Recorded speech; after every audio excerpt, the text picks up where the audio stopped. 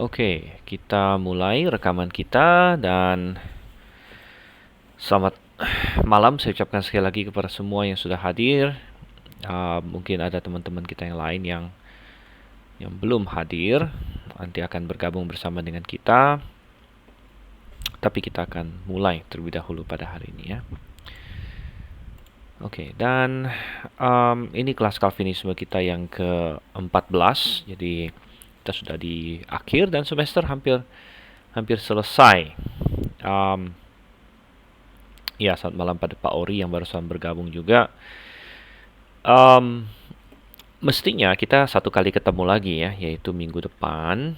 Tetapi ada blok kelas yang akan berlangsung. Jadi sepertinya mungkin ya saya belum memastikan sih apakah kita akan ada. Apakah ada di antara yang ikut kelas ini malam ini yang akan ikut blok kelas? Apakah ada?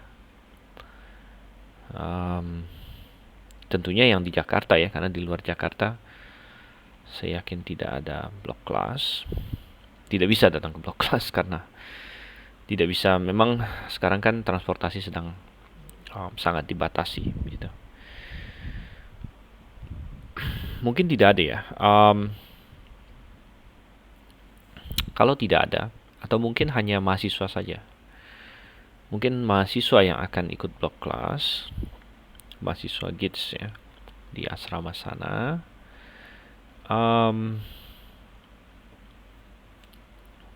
Maka kalau tidak ada, bisa jadi kita masih ada kelas minggu depan. Ya. Ya itu satu kemungkinan ya. Bisa jadi kita masih ada kelas minggu depan sebagai kelas terakhir. Tapi kita akan lihat deh sampai sejauh mana materi kita malam ini. Karena kita sudah sampai kepada limited atonement.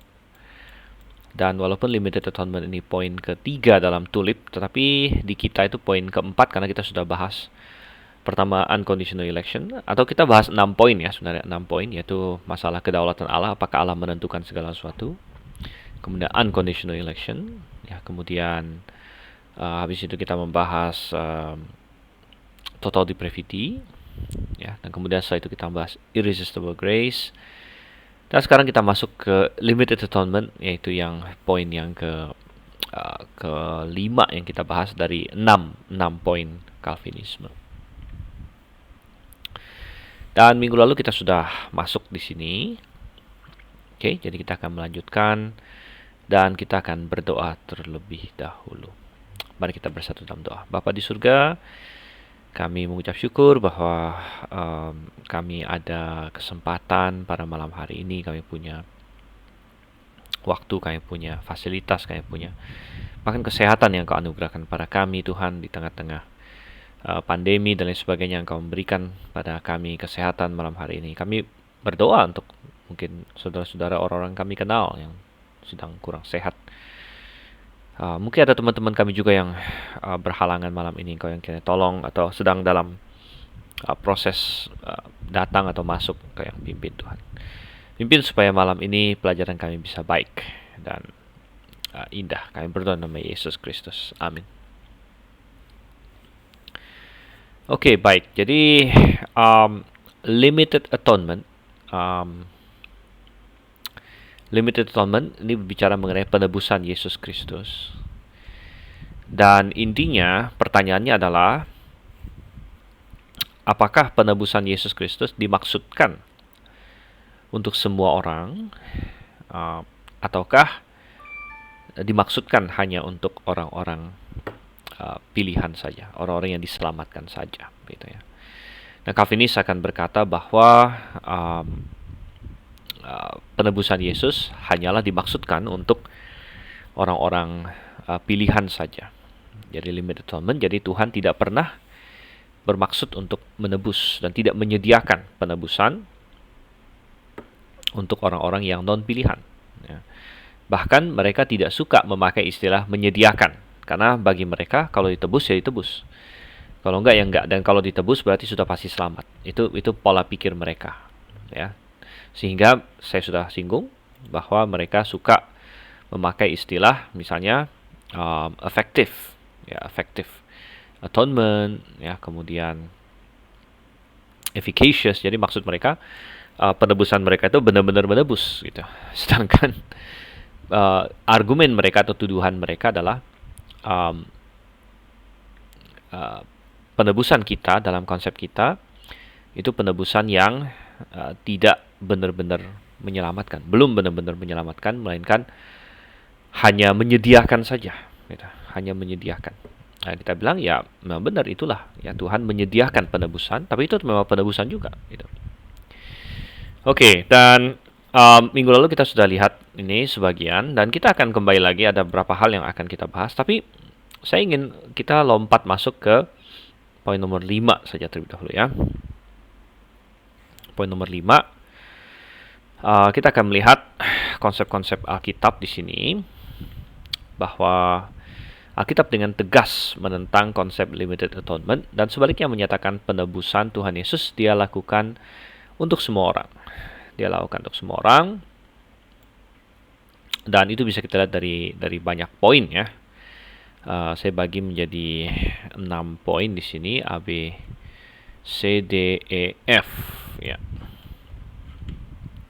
Yaitu pertama ayat-ayat tentang dosa dunia, oke. Kemudian ayat-ayat yang menyatakan penebusan untuk semua, jadi dunia, kemudian semua. Kemudian ayat-ayat yang menyatakan penebusan untuk kelompok tertentu, okay. Ayat-ayat yang menyatakan penebusan untuk penyesat, spesifik orang-orang yang tidak diselamatkan, bahkan ayat-ayat yang menyatakan penebusan orang yang tidak selamat, sekali lagi ada di E. Dan F, banyaknya ayat yang memberikan janji kepada barang siapa. Oke, kita akan lihat satu persatu. Pertama, kita akan melihat ayat-ayat tentang dosa dunia. Dosa dunia, oke. Coba kita lihat. Ini kita. Pertama, Yohanes 1 ayat 29, ayat yang sangat terkenal. Pada keesokan harinya, Yohanes melihat Yesus datang kepadanya. Dan ia berkata, "Lihatlah anak domba Allah yang menghapus dosa dunia." Jadi, the sin of the world ya. Jadi dosa dunia berarti dunia itu apa? Saudara kasih Tuhan. Dosa dunia ya berarti dosa manusia. Jadi dunia di sini tentunya nomor satu, kita berkata bahwa dunia bukanlah benda-benda mati di dalam dunia. Jadi ketika Alkitab memakai istilah dunia, dia bisa memaksudkan dunia fisik. Maksudnya kayak matahari ya, ya apa, gunung, ya, sungai. Tentu itu bukan itu yang dimaksud, karena benda-benda mati tidak memiliki dosa, gitu ya. Jadi ketika dimaksud dosa dunia, yang dimaksud adalah manusia-manusia yang ada di dalam dunia. Berarti ini universal, karena manusia yang ada di dunia berarti semuanya, gitu kan. Ini adalah anak domba Allah yang menghapus dosa dunia, the sin of the world. Dalam bahasa Yunaninya hamartian to kosmo di sini kita lihat. Oke, coba kita lihat lagi beberapa ayat lain lagi yang berhubungan dengan dosa dunia atau menyebut dunia. Yohanes 3 ayat 36. 36 ke 16 sorry. 16 sorry, bukan 36. Walaupun 36 juga ayat yang bagus ya. Oke, karena begitu besar kasih Allah akan dunia ini, ya. Karena begitu besar kasih Allah akan dunia ini, sehingga ia telah mengaruniakan Anaknya tunggal, supaya setiap orang yang percaya kepadanya tidak binasa, melainkan beroleh hidup yang kekal. Tanya sini ya. Ya, jadi sekali lagi kata dunia dipakai di sini, bahwa Allah begitu mengasihi dunia, sehingga Allah mengaruniakan Anaknya yang tunggal. Untuk Anaknya tunggal ini dikaruniakan kepada dunia. Pada dunia, karena Allah sangat mengasihi dunia di sini ya. Nah, Calvinis kadang-kadang berargumen bahwa dunia yang dimaksud adalah dunia orang percaya katanya. Jadi dunia orang pilihan. Ini adalah argumen mereka. Dunia di sini katanya dunia orang pilihan ya. Tapi kita berkata bahwa di dalam Alkitab ya um, tidak ada contoh pemakaian dunia yang artinya dunia orang pilihan sebenarnya. Nah, kadang-kadang mereka berkata begini, lihat ayat 16. Ini yang kadang-kadang diargumenkan ya. Lihat ayat 16, kata mereka, karena begitu besar kasih Allah akan dunia ini, oke, menyebut dunia, sehingga telah mengaruniakan anak yang tunggal, supaya setiap orang yang percaya kepada tidak binasa. Jadi kadang-kadang mereka ingin mengaitkan dunia di sini dengan frase supaya setiap orang yang percaya kepadanya tidak binasa. Dan kadang-kadang mereka mau berargumen bahwa dunia dimaksud dunia orang percaya karena ada kata-kata ini supaya setiap orang yang percaya kepada tidak binasa, melainkan beroleh hidup yang kekal. Ya. Tetapi kita bilang ini adalah argumen yang gagal total dan argumen yang error ya. Mengapa? Ya. Tidak ada persamaan bahwa dunia yang dimaksud adalah ini setiap orang yang percaya, begitu. Ya. Justru kita berkata bahwa dunia di sini harus universal supaya ada tawaran yang universal. Karena justru frase keduanya dikatakan supaya setiap orang yang percaya kepada tidak binasa melainkan beroleh hidup yang kekal. Ini ada tawaran karena kata setiap di sini ya pas semua yang percaya, ya, semua yang percaya, setiap yang percaya. Dan tawaran ini semakin jelas lagi di ayat 17.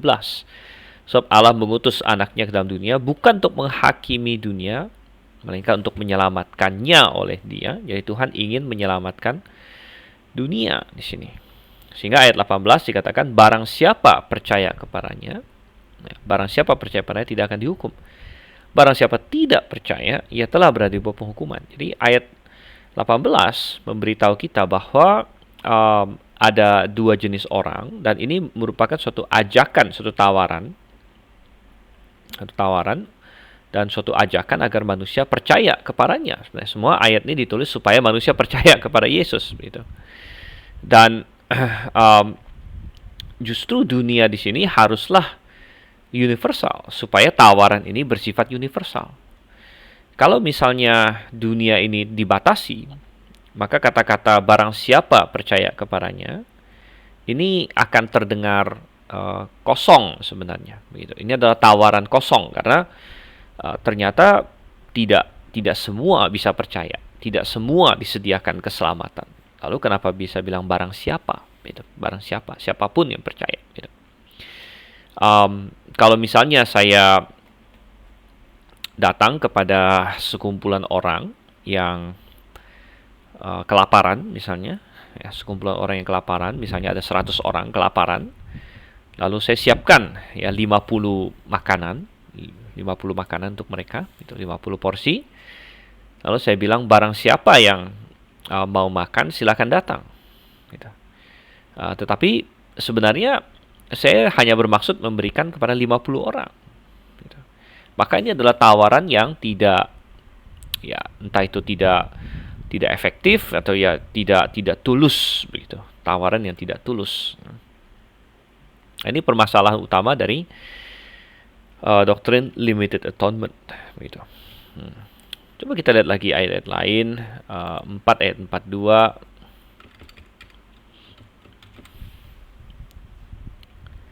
Oke, dan di sini ada banyak ayat-ayat yang seperti ini, di mana ini Yesus di tengah-tengah orang-orang Samaria. Orang-orang Samaria berkata bahwa dialah benar-benar juru selamat dunia. Bahwa dialah benar-benar juru selamat dunia, dan konteksnya di sini, ya, konteksnya adalah bahwa orang Samaria menyadari bahwa Yesus Kristus bukan hanya datang untuk orang Yahudi saja, melainkan untuk orang Samaria juga, bahkan untuk seluruh dunia. Makanya dikatakan bahwa dialah benar-benar juru selamat dunia. Jadi dunia di sini memiliki pengertian yang universal, gitu. Karena konteksnya justru sedang memperluas tidak hanya orang Yahudi, melainkan dunia, termasuk Samaria. Gitu.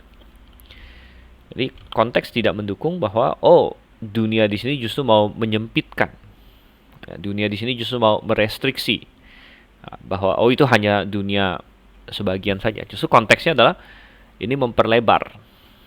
Ya. Oke, kita lihat lagi pasal 6 ayat 51.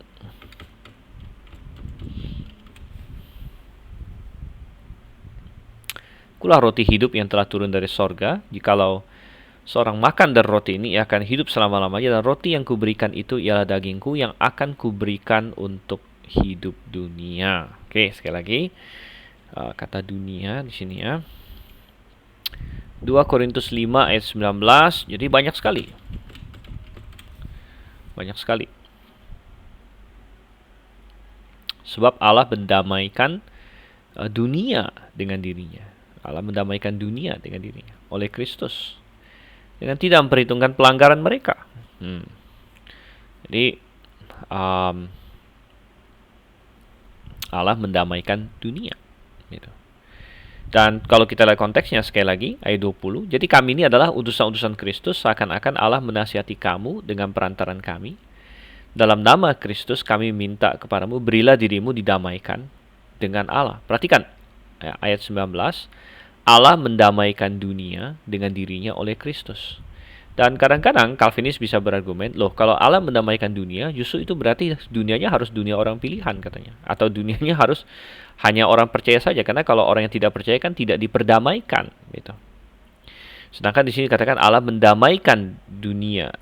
Nah, tetapi kita bilang kita harus gabungkan dengan ayat 20. Bahwa sekalipun Paulus mengajarkan bahwa Allah mendamaikan dunia dengan dirinya oleh Kristus, tapi rupanya perdamaian ini tidak otomatis. Melainkan ayat 20 apa?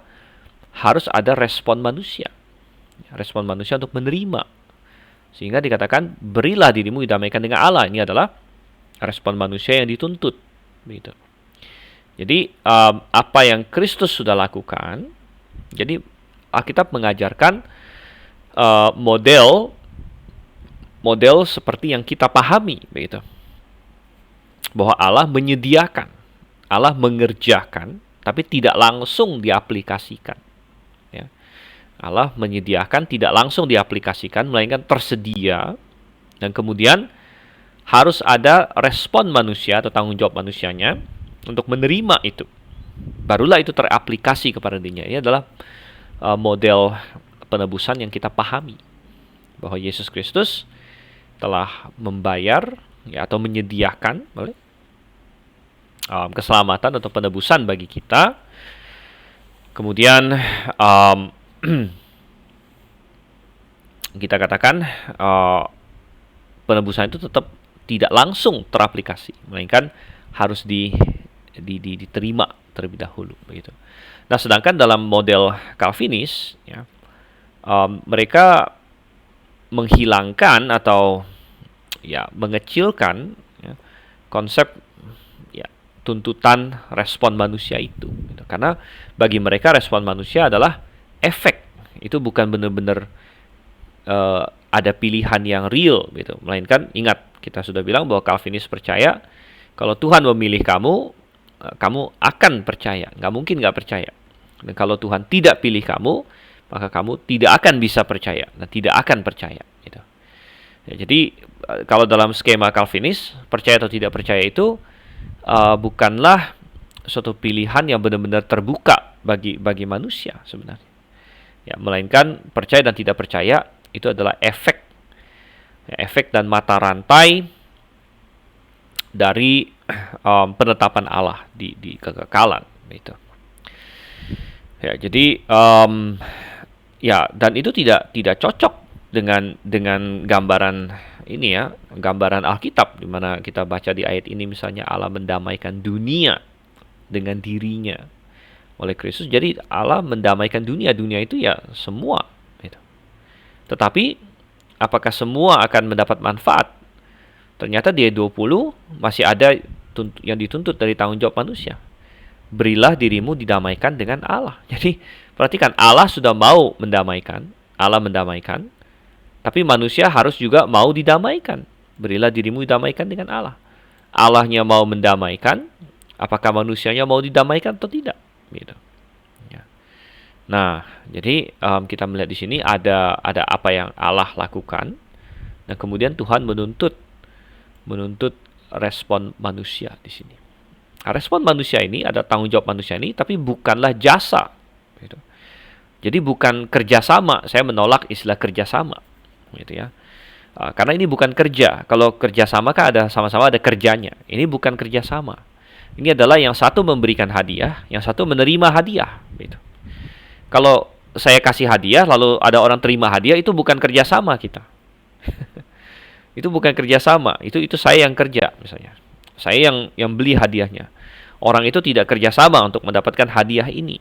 Ya, kalau kerjasama, ya mungkin misalnya kita patungan. Ya 50%, 50% itu kerjasama. Gitu. Atau bahkan saya 90%, dia 10% pun itu kerjasama masih. Karena dia ada persentasenya. Tapi kalau 100% saya yang bayar, itu bukan kerjasama. Gitu. 100% saya yang bayar, tapi dia bisa tolak. Gitu. Artinya saya sudah bayar, saya mau kasih, dia bisa bilang saya nggak mau. Gitu. Nah, itu bisa. Gitu. Dan dia nggak akan mendapat manfaat. Ya, dia akan mendapat manfaat. Dan dia hanya perlu menerima. Dia hanya perlu menerima, maka dia dapat manfaatnya. Ya. Oke, jadi itu contoh pemakaian dunia sangat jelas di sini ya. Dunia. Kemudian kita lihat 1 Yohanes 2 ayat 2. Oke, ini semakin jelas. Ini ayat yang sangat keras sekali menentang konsep limited atonement di dalam Calvinisme. Oke, dan dikatakan dan ia adalah pendamaian. Ia di sini adalah Yesus Kristus ya. Ia adalah pendamaian. Jadi masih dalam tema pendamaian. Tadi kita di 2 Korintus melihat masalah pendamaian di sini. Dan ia adalah pendamaian untuk segala dosa kita. Oke, dosa kita ya pertama. Yesus adalah pendamaian. Jadi dia menyediakan penebusan untuk segala dosa kita. Dan bukan untuk dosa kita saja, tapi juga untuk dosa apa? Seluruh dunia, gitu ya. Jadi ini sangat jelas sekali karena dunia di sini dikontraskan dengan kita, bukan kita saja, tapi juga seluruh dunia. Nah, di sini. Sehingga sangat jelas sekali Yesus bukan hanya mendamaikan dosa orang percaya, yaitu kita, tetapi juga untuk dosa seluruh dunia. Ya, berarti dunia itu pasti bukan orang percaya lagi, gitu. Dunia itu pasti di luar atau lebih luas dari kita di sini. Ya, yaitu dunia di sini bicara mengenai ya semua manusia, gitu. Nah, di poin ini ya saya akan kasih lihat sebentar. Oke. Ya, ini ya 1 Yohanes 2 ayat 2. Yesus menanggung dosa kita. Ini saya tuliskan di sini ya. Kita di sini siapa? Kita adalah orang percaya. Ya. Dan kontras dengan dunia. Dunia adalah semua manusia. Ya. Nah, Calvinis dia harus berkelit. Ya. Kalau dia nggak berkelit, berarti dia sudah menolak limited atonement di sini dan dia sudah menjadi mulai menjadi non Calvinis, gitu ya. Tapi Calvinis akan berkelit. Dia bilang kita di sini adalah ya para apa ya? Mereka bilang katakanlah para rasul atau ini ya, ya para rasul atau ya apa orang-orang dekat rasul. Intinya yang ada di surat itulah ya. Dan dunia mereka bilang adalah semua orang percaya. Jadi ini cara Calvinis mencoba ini ya, mencoba berkelit di sini, di mana mereka ingin berkelit dengan cara berkata bahwa kita adalah bukan orang percaya. Ya, kita adalah hanya para rasul saja, atau hanya orang-orang dekat dari si Yohanes yang sedang dia maksud di situ. Ya. Jadi entah itu para rasul atau orang dekat dia, mungkin pembacanya atau lain sebagainya. Sedangkan dunia adalah semua orang percaya. Ya. Tapi kita bilang ini tidak masuk, gitu ya, tidak masuk dan tidak bisa dibenarkan secara eksegesis. Ya. Kita nggak boleh sembarangan, kita harus lihat konteks, gitu. Kalau kita lihat kata kita di sini di 1 Yohanes 2 ayat 2, apakah mengacu kepada semua orang percaya ataukah hanya para rasul saja? Gitu. Perhatikan ayat yang ayat satunya. Anak-anakku, hal-hal ini kutuliskan kepada kamu, supaya kamu jangan berbuat dosa. Namun jika seorang berbuat dosa, kita mempunyai seorang pengantara para bapa, yaitu Yesus Kristus yang adil. Dan kita bisa bertanya, apakah kata kita di ayat 1 ini hanya berlaku untuk para rasul atau orang-orang dekat dia, ataukah kepada semua orang percaya? Nah, kita di ayat 1 kan nggak mungkin hanya mengacu kepada para rasul atau orang-orang dekat rasul. Kalau begitu, maka kita hari ini nggak punya pengantara. Cuman rasul yang punya pengantara, kan nggak mungkin. Ya. Jadi, kita di sini di ayat 1 jelas adalah semua orang percaya. Nah, tidak dibenarkan di ayat satunya kitanya semua orang percaya, lalu tiba-tiba di ayat 2 kita ubah kitanya menjadi rasul doang gitu. Itu namanya penafsiran yang sembarangan gitu ya. Penafsiran yang sembarangan yang mengabaikan konteks gitu. Jadi tidak ada indikasi bahwa kita di sini di ayat 2 di sini berbeda dari kita di ayat 1 ya. Kita baca ayat 3 lagi, dan inilah tandanya bahwa kita mengenal Allah. Apakah kita di sini hanya rasul saja? Ataukah dimaksudkan oleh Yohanes semua orang percaya? Ya sebenarnya dia maksudkan semua orang bahkan semua orang percaya. Ya. Tandanya bahwa kita mengenal Allah, yaitu jikalau kita menuruti perintah-perintahnya. Oke, jadi kita melihat di sini kata kita bahkan dari pasal 1 pun, misalnya ayat 9, jika kita mengaku dosa kita, maka kita setia adil. Ini kan ayat yang sangat indah bagi orang Kristen. Kalau kita jatuh dalam dosa, kita bisa mengaku dosa kita dan kita bisa memulihkan hubungan kita dengan Tuhan. Tentu ini tidak kita batasi hanya untuk para rasul saja. Gitu. Jadi aneh kalau Calvinis ayat 9 kitanya dia mau ikut. Ya. Ini semua orang percaya katanya. Ayat 10 semua orang percaya. Ayat 1 semua orang percaya kita. Tapi ayat 2 bukan, ini bukan semua orang percaya. Ini rasul doang. Itu kan tidak boleh cara penafsiran seperti itu ya. Itu berarti sembarangan seperti itu ya. Dan kata dunia ini juga sangat menarik ya. Dunia, kami bilang dunia orang pilihan. Sekali lagi tidak ada dunia orang pilihan. Dari kata kosmo, coba kita lihat kosmo muncul di mana saja. Saya akan ini ya. Oke, kita cari di Johannine Corpus, di tulisan-tulisan Yohanes. Kata dunia, kosmos itu muncul 79 kali. Ini kejauhan ya. Coba saya cari di ini aja deh, di 1 Yohanes. 1 Yohanes. Di 1 Yohanes kita lihat di sini. Ya, kata kosmos di 1 Yohanes itu muncul 17 kali. Nah, ini coba kita lihat ya. 17 kali. Pertama adalah di 1 Yohanes 2:2 yang sedang kita perdebatkan. Oke, kita lengkapin dulu. Sekarang kita lihat 1 Yohanes 2 ayat 15. Janganlah mengasihi dunia nih. Janganlah mengasihi dunia. Apakah dunia ini dunia orang pilihan? Jelas bukan. Ini adalah dunia yang menentang Tuhan. Ya.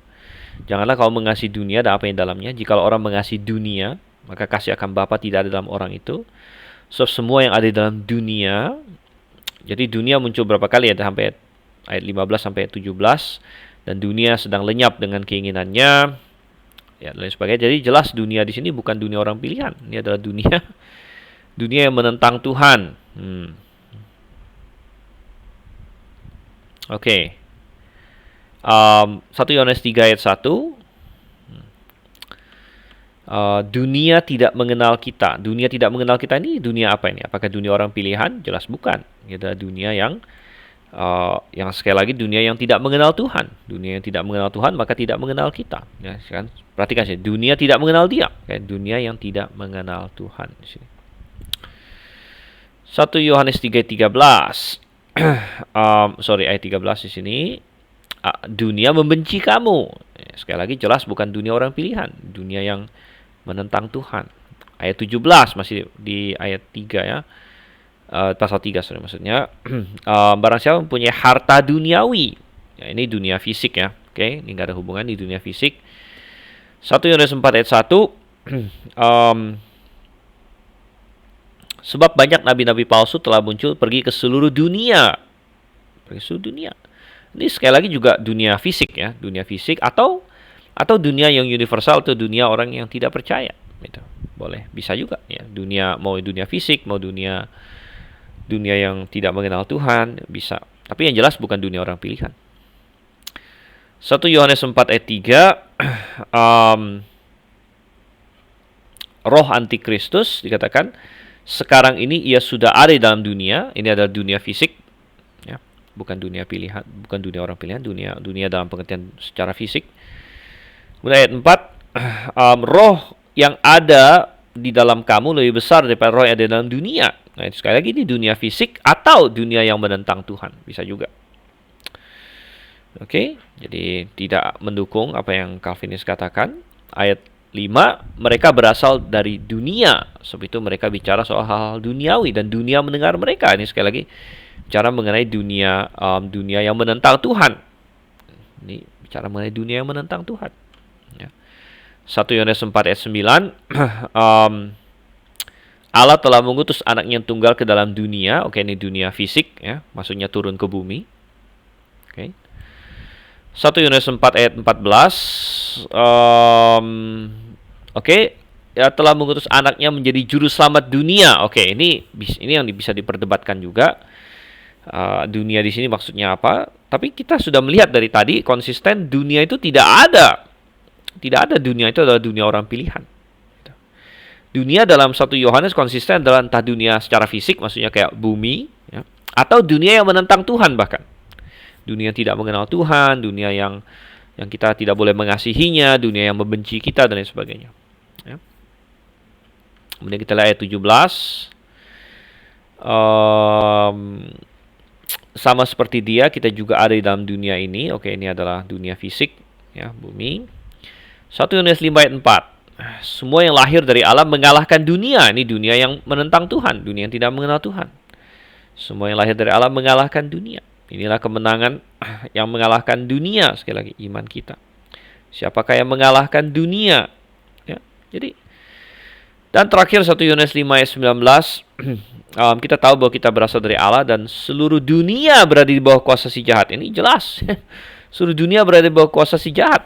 Jadi, ingat bahwa dalam menafsir itu kita tidak boleh sembarangan mau-maunya kita untuk hanya mendukung satu doktrin tertentu saja. Itu berarti kita bukan lagi eksegesis. Kita sudah punya ide, kita sudah punya doktrin, kemudian kita paksakan doktrin kita masuk ke dalam suatu teks. Itu namanya eisegesis. Eis itu kalau bahasa Yunani itu artinya masuk, ya. Eisegesis, jadi kita memasukkan konsep kita ke dalam Alkitab gitu.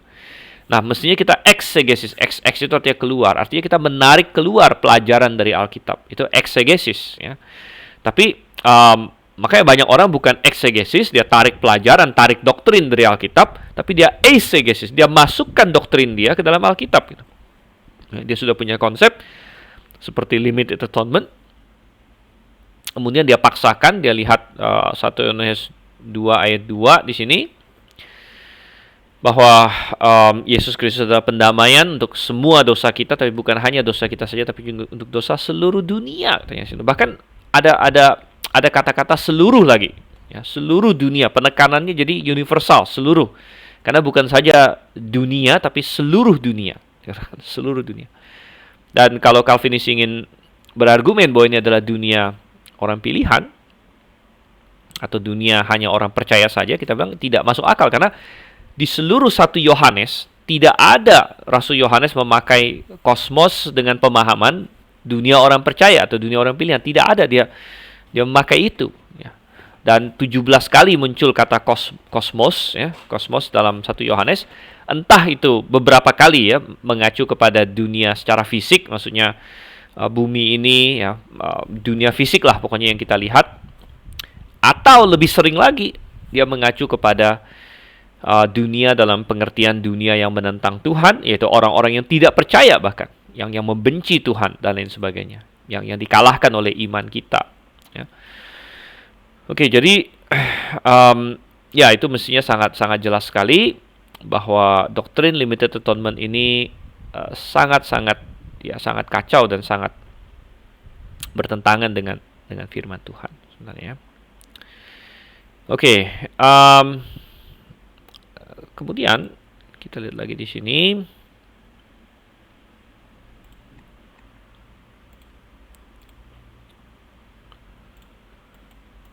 Kita lihat poin 2 sekarang. Ayat-ayat yang menyatakan penebusan untuk semua. Oke, sekarang kata semua di sini ya. Kata semua, kita lihat ada beberapa ayat di sini. Pertama, kita lihat di Perjanjian Lama dulu. Yesaya 53 ayat 6.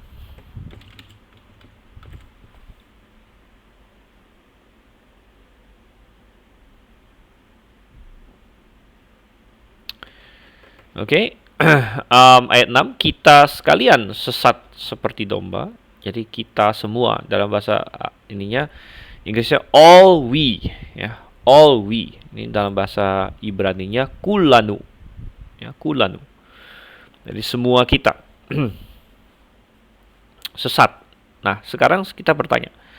Yang sesat itu cuman orang percaya, cuman orang pilihan atau semua manusia sesat?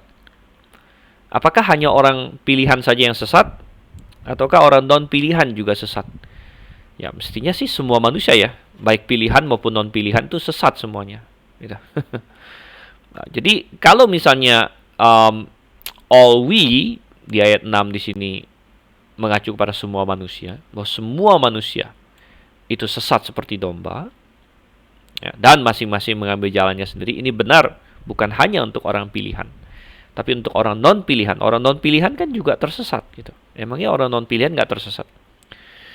Tetapi Tuhan telah menimpakan kepadanya kejahatan kita sekalian. Jadi us all we, ya, kemudian us all, the iniquity of us all. Jadi yang sesat kan semua manusia. Maka yang ditimpakan di sini adalah kejahatan kita sekalian. Di sini juga semua manusia sebenarnya. Jadi kejahatan semua manusia kita sekalian di sini ditimpakan kepada Yesus Kristus. Jadi ini ayat yang kuat. Sekali lagi, kalau Calvinis ingin berargumen bahwa kita di sini maksudnya hanya orang percaya saja. Kenapa Tuhan mau membuat pernyataan bahwa kita sekalian sesat seperti domba dalam pengertian hanya orang percaya saja? Bukankah orang yang tidak percaya juga sesat sebenarnya? Ya. Oke, baik. Itu satu contoh. Kemudian lain lagi 2 Korintus 5 ayat 14.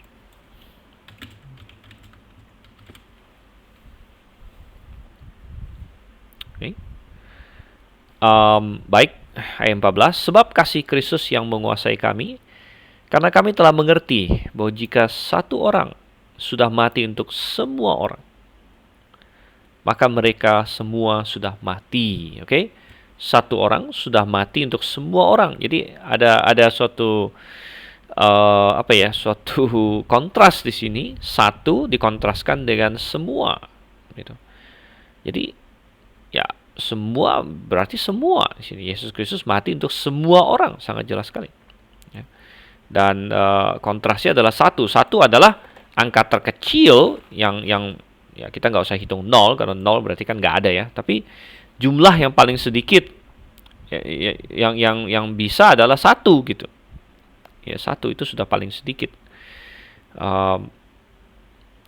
Dan itu dikontraskan, satu orang mati untuk semua orang. Jadi penekanannya pada betapa maksimalnya ya pekerjaan satu orang ini, bahwa satu orang dia mati untuk semua orang. Jadi tidak ada suatu konteks bahwa ini dibatas-batasi gitu. Oke. Kemudian apalagi 1 Timotius 2 ayat 6, kita lihat di sini. 1 Timotius 2 ayat 6. Ya. Jadi kalau kita mulai dari ayat 5 di sini, Allah itu Esa pula Dia yang menjadi pengantara antara Allah dan manusia, yaitu manusia Kristus Yesus, yang telah menyerahkan dirinya sebagai tebusan. Sekali lagi, jadi cara mengenai atonement ya, tebusan. Nah, di sini dari kata antilutron di sini ya, ransom, tebusan bagi semua manusia, for all ya, semua manusia. Ya. Oke, dan ya semua ya, Calvinis ingin bagaimana cara Calvinis ingin mempertahankan limited atonement dengan ayat-ayat ini? Ya kadang-kadang mereka bilang, oh ini bukan maksudnya semua manusia, ini semua jenis manusia katanya. ini ya yang sering mereka argumenkan. Semua manusia maksudnya semua jenis manusia. Jadi dari setiap suku Tuhan ada selamatkan. Dari setiap level ekonomi ada yang Tuhan selamatkan. Jadi orang yang miskin ada yang Tuhan selamatkan. Orang yang kaya ada yang Tuhan selamatkan. Orang yang kulit hitam ada yang Tuhan selamatkan. Kulit putih Tuhan selamatkan. Kulit sawo matang atau apalagi ya Tuhan selamatkan. Jadi mereka berargumen bahwa semua manusia, maksud Tuhan adalah semua jenis manusia. Tetapi menurut saya ini menghina Roh Kudus, ya, menghina Roh Kudus karena seolah-olah Roh Kudus tidak mampu menuliskan kata jenis kalau Roh Kudus memaksudkan jenis gitu. Ya, kalau memang yang Tuhan maksud adalah semua jenis manusia, Tuhan bisa menulis semua jenis manusia. Kenapa tidak? Kenapa tidak langsung ditulis begitu saja? Kenapa berkali-kali, ini bukan hanya satu-satunya ayat ya. Ada banyak ayat yang sudah kita buka. Itu penekanannya semua manusia, semua manusia, semua manusia. Gitu. Dan tidak ada dikatakan semua jenis manusia saja, tapi semua manusia. Gitu. Okay. Dan kalau kita kaitkan dengan dari ayat 1, konteksnya itu lebih jelas lagi. Ingat bahwa dalam menafsirkan yang paling penting adalah kita harus memperhatikan konteks sebenarnya. Perhatikan, pertama-tama aku menasihatkan, naikkanlah permohonan, doa syafaat dan ucapan syukur untuk semua orang. Nah, ini kan menarik, itu semua orang kan. Nah, apakah semua orang di sini maksudnya adalah hanya orang pilihan saja? Tentu tidak. Ya, maksudnya adalah semua orang perlu kita doakan memang. Ya. Misalnya untuk raja-raja, pembesar, ya, karena raja-raja dan pembesar di sini kan tidak semuanya diselamatkan, gitu. Tapi kita perlu berdoa untuk mereka. Jadi semua orang di sini tidak dibatasin hanya untuk orang yang diselamatkan saja. Sehingga masuk ke ayat 3 dan 4, itulah yang baik dan berkenan pada Allah Juru Selamat kita yang menghendaki supaya semua orang diselamatkan. Kalau kita sudah lihat dari ayat 1 di sini bahwa kita berdoa untuk semua orang, dan ini termasuk orang yang tidak pilihan, gitu ya. Berarti Tuhan memang menginginkan untuk menyelamatkan semua orang, termasuk orang non pilihan. Tuhan ingin menyelamatkan semua orang. Aduh.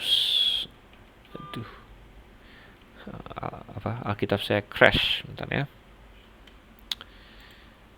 Di mana kita tadi?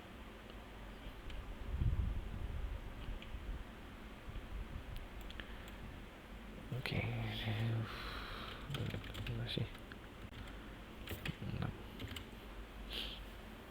Oke, jadi baik, itu dia.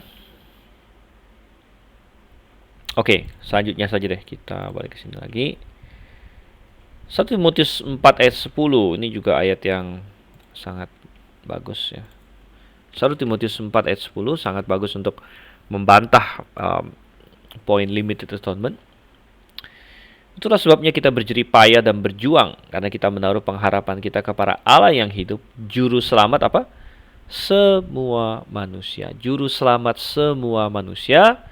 Nah, yang menarik adalah ada koma, ada lanjutan, terutama mereka yang percaya, especially of those that believe. Ini ayat yang sangat kuat untuk membantah limited atonement, karena sulit bagi Calvinis untuk melarikan diri dari semua manusia di sini. Karena biasanya mereka berkata semua manusia ini maksudnya semua manusia orang pilihan. Tapi ini nggak bisa begitu lagi. Nggak bisa begitu karena ada kata terutama mereka yang percaya. Orang pilihan kan sama dengan mereka yang percaya. Jadi semua manusia di sini pasti lebih luas dari mereka yang percaya, gitu. Karena kalau semua manusia sama dengan mereka yang percaya, maka kalimat ini menjadi tidak masuk akal. Misalnya kita bilang kepada Allah yang hidup juru selamat semua manusia yang percaya, terutama mereka yang percaya, kan jadi nggak masuk akal, gitu. Ya, kalau di sini sudah semua manusia yang percaya, lalu di sini terutama lagi mereka yang percaya, jadi nggak nyambung, gitu ya. Makanya semua manusia di sini harus lebih luas dari orang percaya, itu berarti termasuk yang tidak percaya. Jadi Yesus adalah juru selamat semua manusia termasuk yang tidak percaya. Tapi kenapa terutama mereka yang percaya? Karena hanya mereka yang percayalah yang mendapatkan manfaat dari keselamatan yang Yesus berikan. Jadi kalau tidak percaya, walaupun Yesus juru selamat mereka juga, ya, dalam pengertian apa Yesus juru selamat mereka? Dalam pengertian Yesus sudah mati bagi mereka dan sudah menyediakan keselamatan bagi mereka. Dalam pengertian itu mereka bisa disebut Yesus bisa disebut juru selamat orang yang bahkan tidak percaya. Tapi mereka nggak akan mendapat manfaat. Mereka ujung-ujungnya nggak diselamatkan. Kita tidak percaya universalisme, ya. Universalisme percaya bahwa semua manusia ujung-ujungnya selamat, ya. Tidak. Dia bilang. Melainkan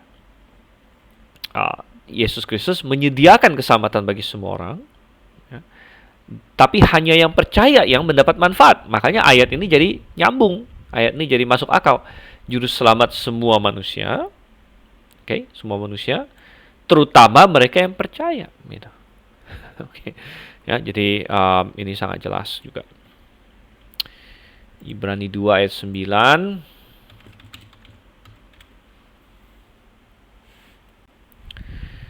Oke, tetapi dia yang untuk waktu yang singkat dibuat sedikit lebih rendah daripada malaikat-malaikat, yaitu Yesus, kita lihat, yang oleh karena penderitaan maut dimahkotai oleh kemuliaan hormat, supaya oleh kasih karunia Allah ia mengalami maut bagi semua manusia. Oke, jadi ya, semua manusia jelas di sini, ya.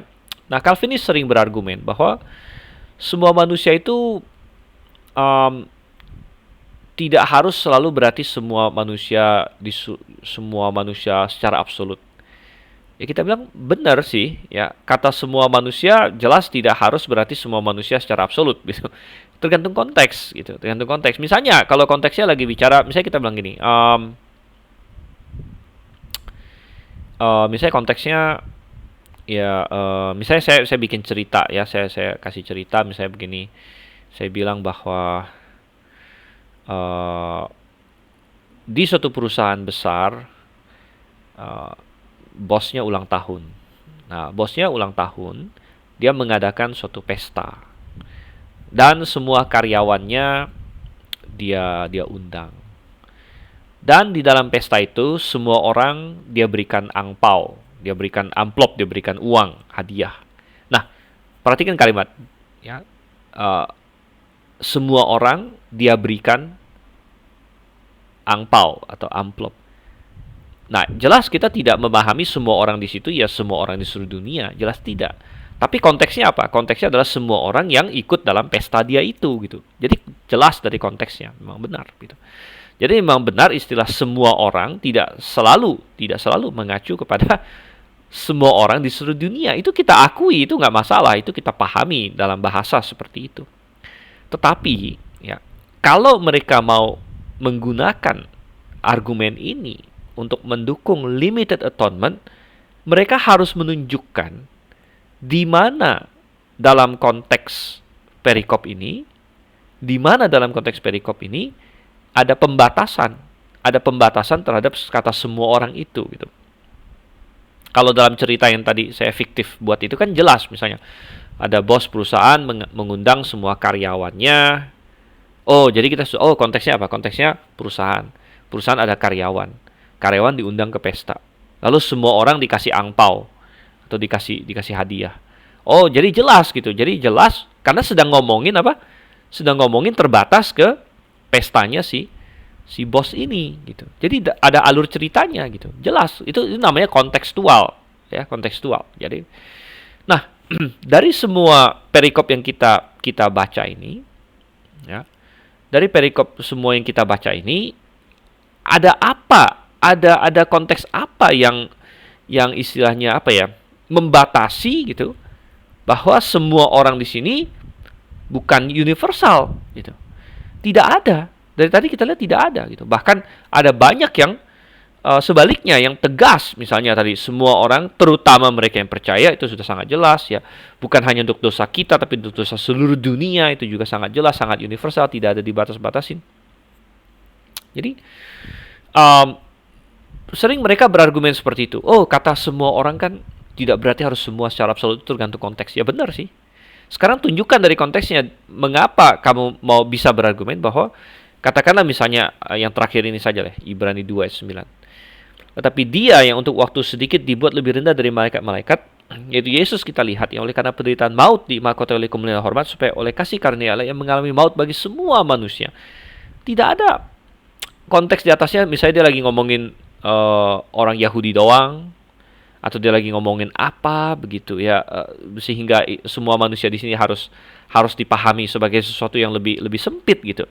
Satu-satunya yang sering mereka pakai adalah mereka berkata, oh karena kalau misalnya Yesus mati untuk semua manusia, maka mestinya semua manusia diselamatkan gitu. Jadi itu satu-satunya argumen mereka seringkali. Mereka menolak kata semua manusia di situ, tidak mungkin semua manusia secara absolut, karena kalau itu semua manusia secara absolut, maka berarti semua manusia harus diselamatkan gitu. Menjadi universalisme, tapi ingat bahwa konsep itu adalah memang konsepnya mereka. Jadi artinya begini, mereka memakai konsep limited atonement, konsep Calvinisme untuk membenarkan Calvinisme gitu. Jadi itu menjadi circular reasoning jadinya. Paham ya? Jadi bagaimana kita membuktikan bahwa ayat yang bicara soal semua manusia ini pola pikir Calvinis? Ya. Bagaimana kita membuktikan bahwa semua apa yang disebut di sini semua manusia ini terbatas katanya? Oh karena katanya kalau memang benar-benar semua, mestinya semua selamat loh. Itu kan konsep Calvinis. Jadi sedangkan dalam model kita kan beda. Dalam model kita, dalam pemahaman kita, Tuhan bisa mati untuk semua, tapi tidak semua selamat. Karena kematian Tuhan bersifat menyediakan. Artinya penebusan dengan aplikasi dari penebusan berbeda gitu. Ya. Sedangkan dalam konsepnya Calvinis, kalau sudah ditebus, ini saya jatuh. Baik. Dalam konsep Calvinis, kalau sudah ditebus, sudah pasti selamat gitu. Nggak ada perbedaan antara Tuhan sediakan lalu ditolak gitu. Nggak ada dalam Calvinisme. Pokoknya kalau sudah disediakan, bahkan mereka tidak mau pakai istilah disediakan. Ya, kalau sudah ditebus, ya itu sudah goal pasti gitu. Sudah ditebus ya pasti selamat. Tapi itu kan konsep Calvinis. Jadi untuk membenarkan penafsiran mereka tentang ayat ini, mereka memakai konsep Calvinis. Jadi istilahnya memakai konsep Calvinis untuk membuktikan Calvinisme gitu. Ya. Yang kita bilang itu tidak bisa gitu, tidak bisa. Dan itu nabrak dengan banyak sekali ayat. Ya, nabrak dengan banyak sekali ayat. Oke, saya ada pertanyaan ya dari Pak Andi. Mereka sering pakai 112 itu untuk membenarkan bahwa semua maksudnya adalah semua jenis, karena menyebutkan raja, pembesar, dan lain sebagainya. Ya sekali lagi, kita bilang bahwa kalau misalnya Tuhan memaksudkan semua jenis, Tuhan bisa menulis semua jenis. Gitu. Ya, jadi kenapa harus mereka yang menambahkan kata semua jenis di situ? Semua jenis. Ya. Dan dengan menyebutkan raja, pembesar, dan sebagainya, tidak membuktikan yang dimaksud adalah semua jenis. Gitu. Ya, karena justru di situ justru kita berargumen, apakah raja dan pembesar itu semuanya orang yang diselamatkan? Kan enggak gitu. Jadi kita balikkan ke situ. Ya, raja, pembesar yang harus kita doakan itu adalah kebanyakan mereka orang yang tidak selamat. Dan itu dimasuk dalam semua orang yang perlu kita doakan. Apakah kita hanya berdoa untuk orang yang diselamatkan saja? Kan tidak. Kita mendoakan untuk ya semua orang, semua orang bisa kita doakan. Ya. Tidak ada orang yang Tuhan bilang kamu jangan mendoakan dia. Nggak ada kan? Ya. Semua orang termasuk ke dalam lingkup yang bisa kita doakan. Gitu. Ya, dan berarti itu universal. Gitu. Oke ya. Baik. Dan kita lihat lagi di sini. Kemudian sekarang kita lihat C. C di sini adalah ayat-ayat yang menyatakan penebusan untuk kelompok tertentu. Untuk kelompok tertentu. Oke, sebelumnya kita akan break sebentar. Ya, karena tidak terasa juga saya dari tadi. asik menjelaskan. Ternyata kita sudah ya hampir 1 jam tadi ya. Oke, jadi kita break sebentar, ada istirahat ya. Nah, kalau ngomong terus capek juga, gitu. Kering. Oke, mungkin ada yang perlu ke WC dan lain sebagainya, silakan ya. Saya pause tuh.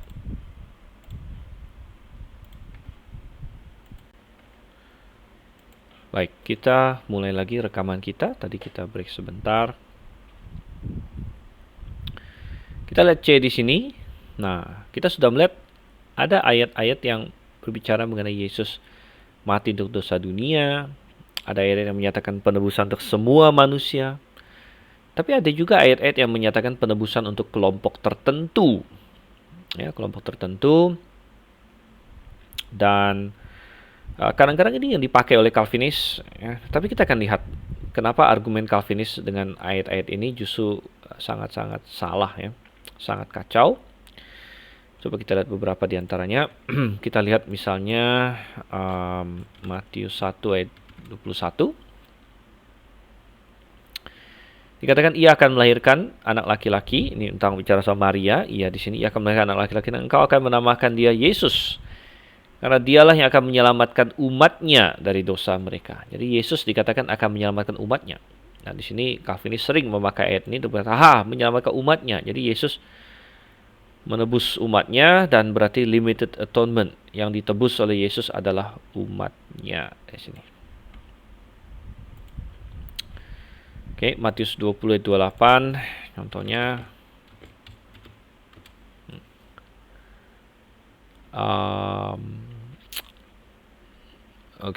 Jadi di sini sama seperti anak manusia datang bukan untuk dilayani, melainkan untuk melayani dan untuk memberikan nyawanya menjadi tebusan bagi banyak orang. Nah, kadang-kadang Calvinis berargumen bahwa banyak orang berarti bukan semua katanya. Ya, jadi cuma banyak doang. Ya, banyak. Jadi bukan semua katanya. Oke, banyak orang. Ups, salah. Oke, Matius 26 ayat 28. Kita lihat. Matius 26 ayat 28. Nah, sekali lagi ada kata banyak di sini. Sebab inilah darahku, darah perjanjian yang ditumpahkan bagi banyak orang. Sekali lagi ini kadang-kadang dipakai Calvinis. Banyak orang bukan semua orang. Ya, banyak orang bukan semua orang. Yohanes 10 ayat 15.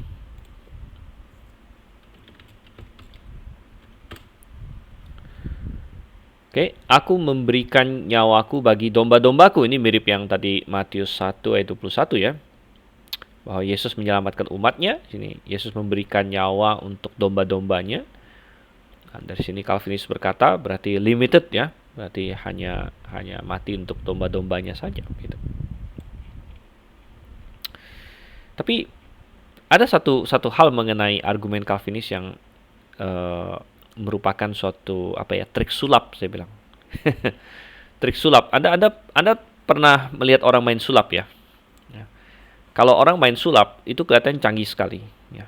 Tetapi yang menjadi kehebatan dari trik sulap ini adalah dia berhasil untuk melakukan sesuatu tanpa Anda perhatikan gitu. Jadi misalnya ada barang di tangan kanan dia, lalu kemudian simsalabim bagaimana toto barangnya hilang ya. Padahal kelihatannya sangat hebat sekali. Padahal secara diam-diam tanpa Anda ketahui dia itu sebenarnya udah pindahin barangnya kemana gitu. Jadi itulah kehebatan trik sulap. Jadi saya mengatakan bahwa ini juga trik sulap ya. Kenapa ini trik sulap?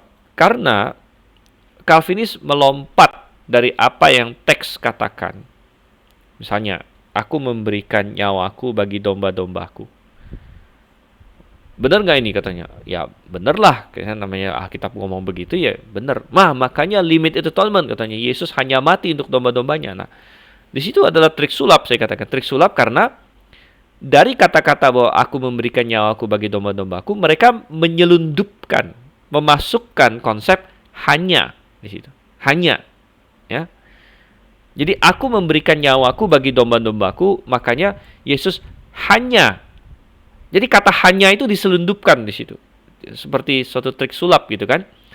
Kata hanya itu diselundupkan masuk,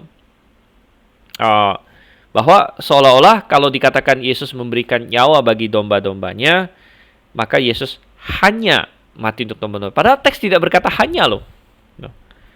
Teks tidak berkata hanya, ya, atau saja gitu. Dan tadi juga yang di Matius 1:21, Yesus menyelamatkan umatnya, lalu mereka selundupkan kata saja atau hanya di situ. Jadi semacam trik-trik sulap sebenarnya. Tapi coba kita lihat lagi. Kisah Rasul 20 ayat 28. Ya. Oke, karena itu jagalah dirimu dan jagalah seluruh kawanan, karena kamulah yang ditetapkan Roh Kudus menjadi penilik untuk menggembalakan jemaat Allah yang diperolehnya dengan darah anaknya sendiri. Jadi jemaat Allah diperolehnya dengan darah anaknya sendiri. Nah, seolah-olah dari sini mau dikatakan berarti darah Yesus, ya, darah Yesus itu untuk membeli atau memperoleh jemaatnya. Oke. Ya, tapi kita bilang bahwa apakah ini berarti darah Yesus hanya untuk jemaat Allah? Kan tidak. Sekali lagi mereka menyelundupkan konsep hanya masuk ke dalam ayat yang tidak ada kata hanyanya. Efesus 5 ayat 25. Hai suami, kasihilah istrimu sebagaimana Kristus telah mengasihi jemaat. Oke.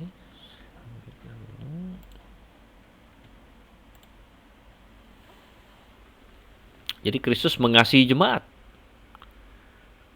Tapi apakah dikatakan Kristus hanya mengasihi jemaat? Bukankah dikatakan Allah juga mengasihi dunia? Gitu. Allah mengasihi dunia. Ibrani 9 ayat 28.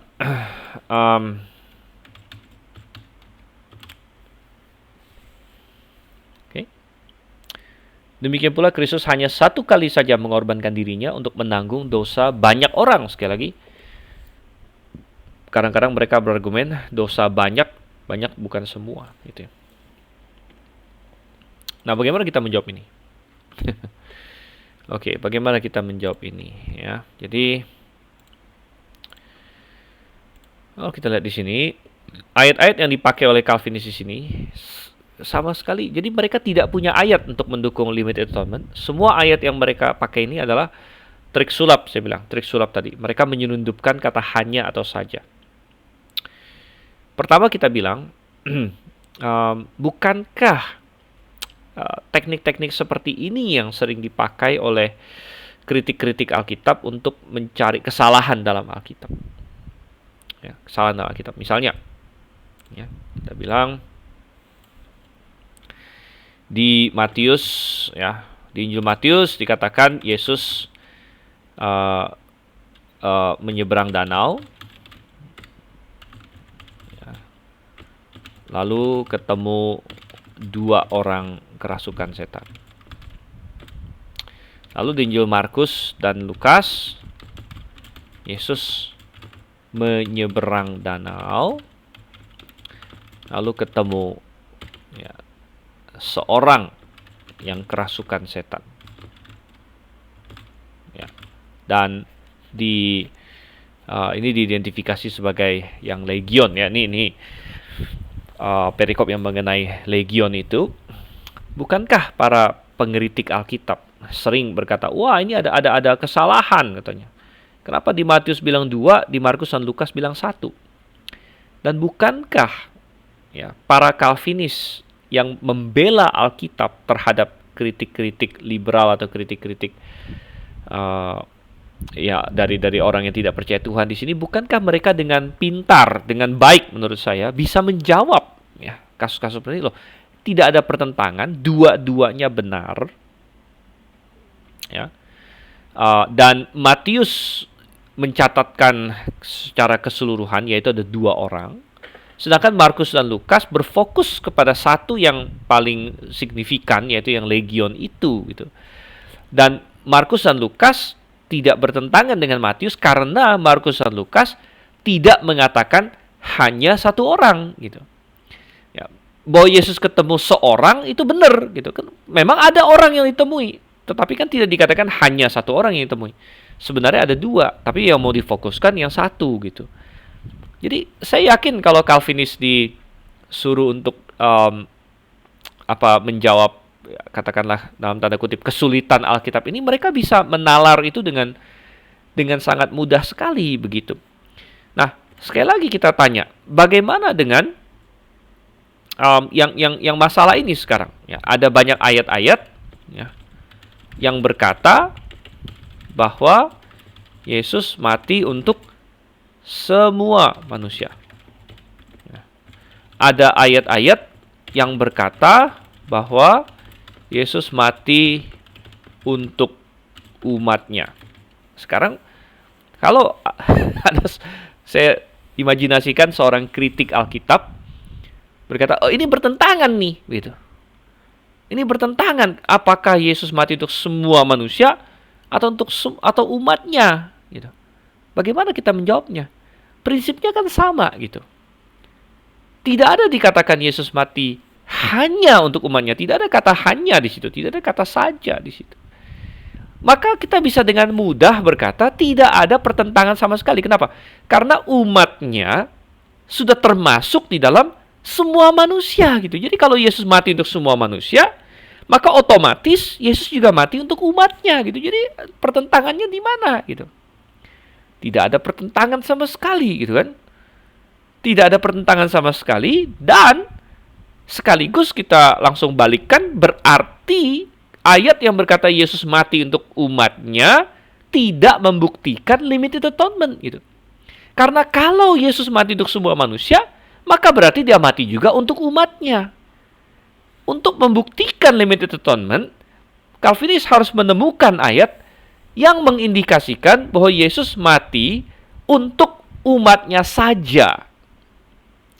Atau Calvinis harus menemukan ayat yang mengatakan Yesus tidak mati untuk si A, si B, atau untuk kelompok tertentu. Bahwa Yesus tidak mati untuk mereka.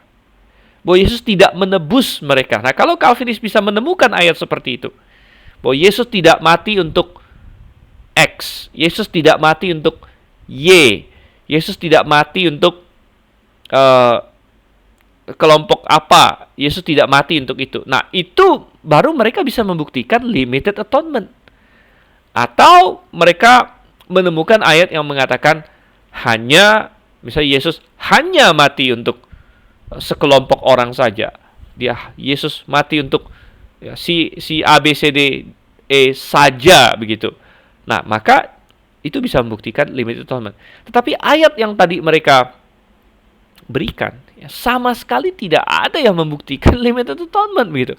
Karena poin yang kita buat ini bahwa kalau Yesus memang mati untuk semua orang, ya termasuk umatnya gitu, termasuk umatnya. Jadi apa permasalahannya bagi kita? Makanya dalam debat dengan Calvinis ya, seperti debat saya tahun lalu dengan MYM, MYM kutip ayat ini, kata saya bilang ayat itu sama sekali tidak ada masalah bagi saya gitu. Tidak ada masalah, itu tidak ada serangannya. Apa serangan apa kalau Yesus mati untuk umat? Yesus mati untuk semua orang, ya berarti Yesus mati untuk domba-dombanya. Ya berarti Yesus mati untuk umatnya, ya nggak ada masalah gitu. Untuk jemaatnya nggak ada masalah. Kecuali kamu bisa membuktikan ada kata hanya atau saja di sana. Nah, itu baru bermasalah bagi saya. Atau Anda temukan ayat yang berkata Yesus tidak mati untuk X, tidak mati untuk Y, dan sebagainya. Tapi kan nggak ada ayat seperti itu dalam Alkitab. Kalau ada, percayalah mereka sudah sudah memajangnya gitu ya.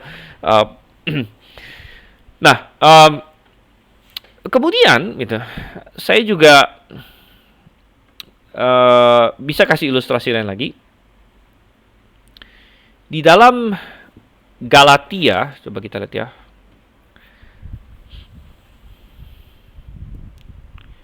Galatia, karena Calvinis suka ini ya. Suka apa? Suka berargumen bahwa Yesus mati untuk umatnya, ya, maka maka itu berarti dia untuk umatnya saja, gitu. Tapi perhatikan ini satu ilustrasi.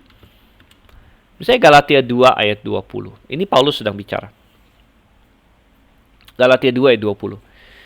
Namun aku hidup, ya, tetapi bukan lagi aku sendiri yang hidup, melainkan Kristus yang hidup dalam aku, dan hidupku yang kuhidupi sekarang di dalam daging adalah hidup oleh iman dalam Anak Allah yang telah mengasihi aku dan telah menyerahkan dirinya untuk aku. Perhatikan apa kata Paulus di sini. Bahwa Yesus Kristus, Anak Allah, mati atau menebus siapa? Paulus. Anak Allah menyerahkan diri untuk Paulus. Kalau kita mau memakai argumennya Calvinis atau nalar Calvinis, berarti Yesus hanya mati untuk Paulus kalau begitu. Ya. Yesus hanya mati untuk Paulus kalau demikian. Karena di sini loh, menyerahkan dirinya untuk aku. Nah, tentu Calvinis akan protes. Dan Calvinis akan bilang, loh, ya tentu kan di ayat lain ada bilang bahwa mati untuk umatnya. Ya kita bilang, ya benar. Makanya kita bilang di ayat lain juga ada berkata bahwa Yesus mati untuk semua, gitu. Yesus mati untuk semua. Jadi ayat ini tidak membatasi, bahwa Yesus mati untuk Paulus, amin. Itu Paulus aminkan. Bukan berarti hanya untuk Paulus. Bahwa Yesus mati untuk umatnya, itu umatnya aminkan. Ya, tapi tidak menghilangkan ayat lain yang berkata bahwa Yesus mati untuk semua manusia. Gitu. Jangan ditabrak di situ. Ya. Nah, kemudian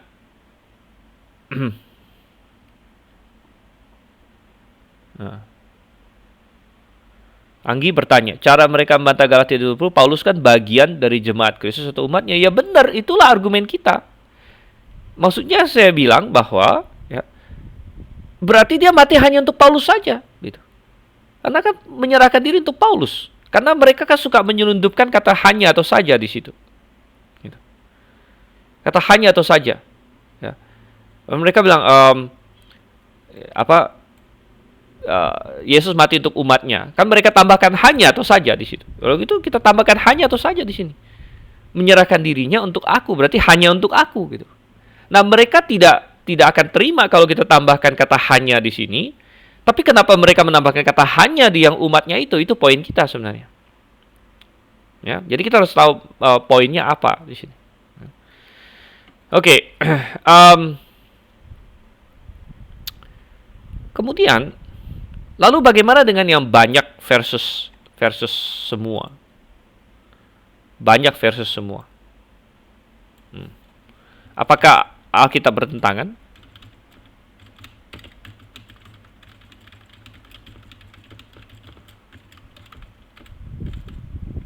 Semua orang. Ayat-ayat yang berkata bahwa Yesus mati untuk banyak orang. Sekali lagi, saya kembali akan mengajak ya seorang Calvinis atau seorang siapapun untuk melihat ini dari sudut pandang seperti contoh ini, di mana ada serangan kepada Alkitab dari orang yang tidak percaya atau lain sebagainya. Ya, dan seorang Calvinis akan bisa untuk mempertahankan poin ini, begitu kan? Tapi kenapa mereka sulit untuk melihat ini, gitu? Padahal prinsipnya sama saja.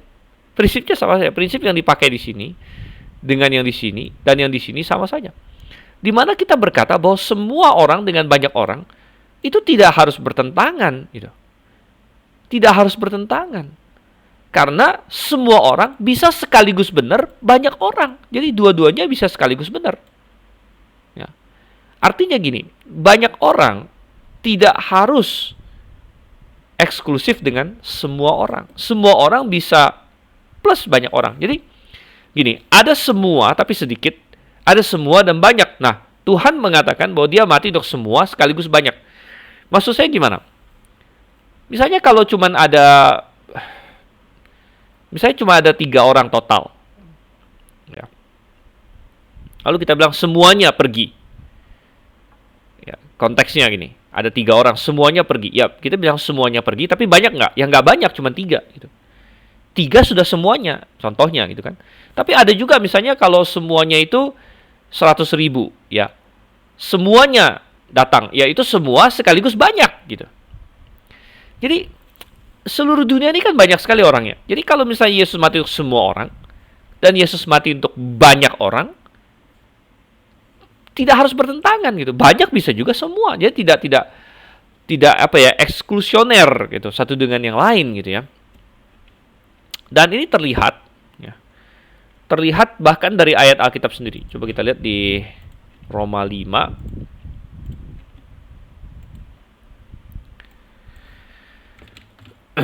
Misalnya Roma 5 ayat 15. Dan nah ini LAI bahkan langsung terjemahkan banyak menjadi semua. Karena dikatakan di sini, tetapi karunia Allah tidaklah sama dengan pelanggaran Adam. Sebab jika karena pelanggaran satu orang, semua orang telah jatuh dalam kuasa maut. Nah, kata semua orang di sini adalah penafsiran. LAI menafsirkan bahwa yang dimaksud banyak di sini adalah semua, gitu. Karena sebenarnya bahasa aslinya adalah banyak orang. Coba kita bahasa Inggrisnya.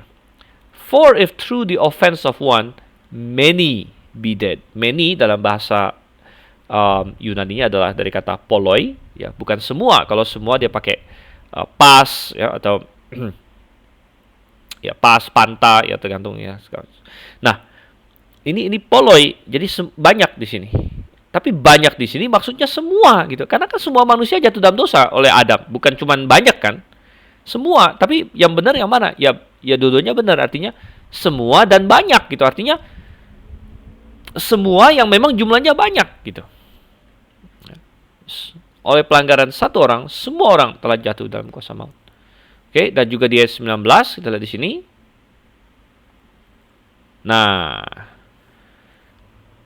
jadi sama seperti ketidaktaatan satu orang, semua orang telah menjadi orang berdosa. Demikian pula oleh ketaatan satu orang, semua orang menjadi orang benar. Ini katakan sini. Jadi kita melihat di sini, ya, ini poinnya di sini. Oke, paham nggak ya sini ya? Moga-moga paham. Kadang-kadang ada yang bertanya. Jadi sama seperti oleh ketidaktaatan satu orang, semua orang telah menjadi orang berdosa. Demikian pula oleh ketaatan satu orang, semua orang menjadi orang benar.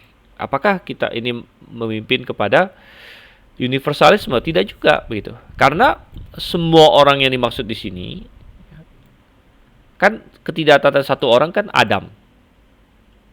Ketidaktaatan semua orang, satu orang itu Adam. Karena Adam, semua orang menjadi orang berdosa.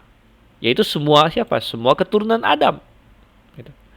Demikian pula oleh ketaatan satu orang, semua orang menjadi orang benar. Gitu. Dan kita bisa memahami ini, maksudnya semua orang yang adalah keturunan Kristus sebenarnya sini ya. Semua orang menjadi orang benar. Gitu. Ya. Oke, jadi yang dimaksud di sini adalah semua orang yang ada hubungannya dengan Kristus Yesus di sini. Ketaatan satu orang, karena konteksnya Adam ya, berhubungan dengan ini, semua orang di sini. Oleh Adam, ya, oleh Adam ketidaktaatan satu orang, Adam, semua orang sih siapa? Semua orang sih adalah semua keturunan dia, memang semua sih. Gitu ya. Demikian pula oleh ketaatan satu orang, semua orang menjadi orang benar. Ya. Dan ini bisa kita pahami bahwa semua orang ya Tuhan menyediakan kebenaran bagi semua orang. Dan yang benar-benar menjadi benar adalah yang berhubungan dengan Yesus, sama seperti yang menjadi orang berdosa adalah yang berhubungan dengan Adam di sini. Oke. Baik.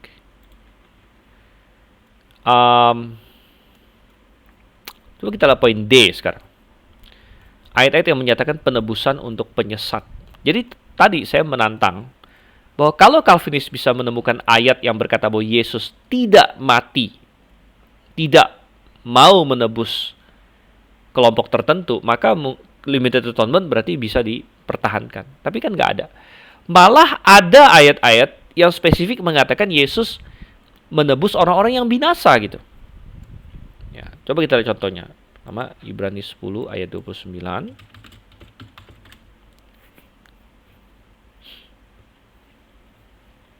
Oke. Ibrani 10:29, betapa lebih beratnya hukuman yang harus dijatuhkan atas dia yang menginjak-injak anak Allah dan menganggap najis darah perjanjian yang menguduskannya dan menghina roh kasih karunia. Oke, ini bicara mengenai orang yang murtad di sini ya. Jadi kita akan lihat ini lebih panjang lebar lagi nanti di poin 5, perseverance of the saints. Tapi mengenai masalah penebusan ini jelas. Darah perjanjian yang menguduskannya. Artinya adalah orang yang sudah pernah dikuduskan oleh darah perjanjian. Berarti ini sudah apa? Sudah ditebus. Orang yang ditebus, bayangkan dikuduskan oleh darah perjanjian, tapi dia apa? Dia binasa. Dia binasa konteksnya di sini. Ya. Terlalu beratnya karena ayat 28, jika ada orang yang menolak hukum Musa, ia dihukum mati tanpa belas kasihan. Betapa lebih beratnya hukuman yang harus jatuh ke atas dia yang menginjak-injak anak Allah, menganggap najis darah perjanjian yang menguduskannya. Jadi bayangkan, darah Yesus sudah menguduskan dia, berarti kan menebus dia gitu. Tapi dia anggap najis darah itu. Berarti bisa. Tuhan Yesus ada mati, ada menguduskan orang-orang yang yang menolak dia gitu. Ya. Ayatnya sangat jelas sekali. Kemudian kita melihat lagi 2 Petrus 2 ayat 1. Sebagaimana nabi-nabi palsu dahulu tampil di tengah-tengah umat Allah, demikian pula di antara kamu akan ada guru-guru palsu. Mereka akan memasukkan pengajaran-pengajaran sesat yang membinasakan, bahkan mereka akan menyangkal penguasa yang telah menebus mereka. Ini sangat jelas sekali karena ada di sini ya, jelas kata menebus di sini, bought them, membeli mereka, secara literal ya, membeli mereka, menyangkal penguasa yang telah menebus mereka. Dan dengan jalan demikian segera mendatangkan kebinasaan atas diri mereka. Jadi ini adalah orang yang menebus penguasa yang menyangkal penguasa yang telah menebus mereka. Saya bingung bagaimana mereka mau lari dari sini ya. Saya masih ingat waktu debat saya dengan MIM, dia lari ke kanan kiri tapi nggak begitu jelas juga mau ngomong apa di sini ya. Kalau nggak salah dia argumennya apa ya? Kalau nggak salah dia bilang ini penebus yang saya bingung, saya nggak jelas gimana cara mereka mau menjelaskannya. Intinya mereka harus mengubah ayat ini. Kalau nggak salah dia bilang jadinya penguasa yang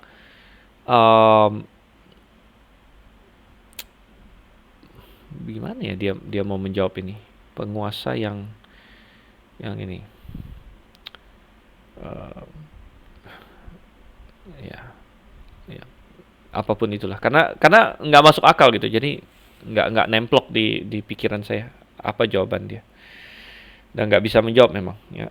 Mereka akan menyangkal penguasa yang telah, karena kalau misalnya argumen-argumen Calvinis yang masih perlu kita jawab lagi itu biasa saya hafal gitu ya, karena saya memang mempelajari hal ini. Jadi kalau ada Calvinis gitu kan, lalu dia menjawab sesuatu yang signifikan ya, yang perlu dijawab lagi, yang ya itu biasanya saya tahu jawabannya gitu, jawaban mereka biasanya.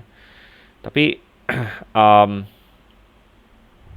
ya tentu kalau jawab sembarangan sih bisa aja, banyak orang jawab sembarangan, tapi kalau tidak ada kekuatannya ya apa gunanya gitu kan. Oke. Baik, jadi ini ya, kita sekarang lanjutkan lagi ayat-ayat yang menyatakan penebusan untuk orang yang tidak selamat. Ini mirip ya, mirip antara D dengan E. Coba misalnya kita lihat Lukas 19 ayat 10. Oke, so anak manusia datang untuk mencari dan menyelamatkan yang hilang. Yang hilang di sini kan bukan hanya orang pilihan ya. Yang hilang itu semua manusia. Jadi anak manusia datang untuk mencari, menyelamatkan yang hilang, berarti menyelamatkan semua manusia di sini. Kemudian Roma 5 ayat 6. Ini kayak mirip tadi ya. Karena waktu kita masih lemah, Kristus telah mati untuk kita orang-orang durhaka. Jadi Kristus mati untuk siapa? Orang-orang durhaka. Apakah orang-orang durhaka itu hanya orang pilihan saja? Ya, ya kan orang non pilihan juga durhaka.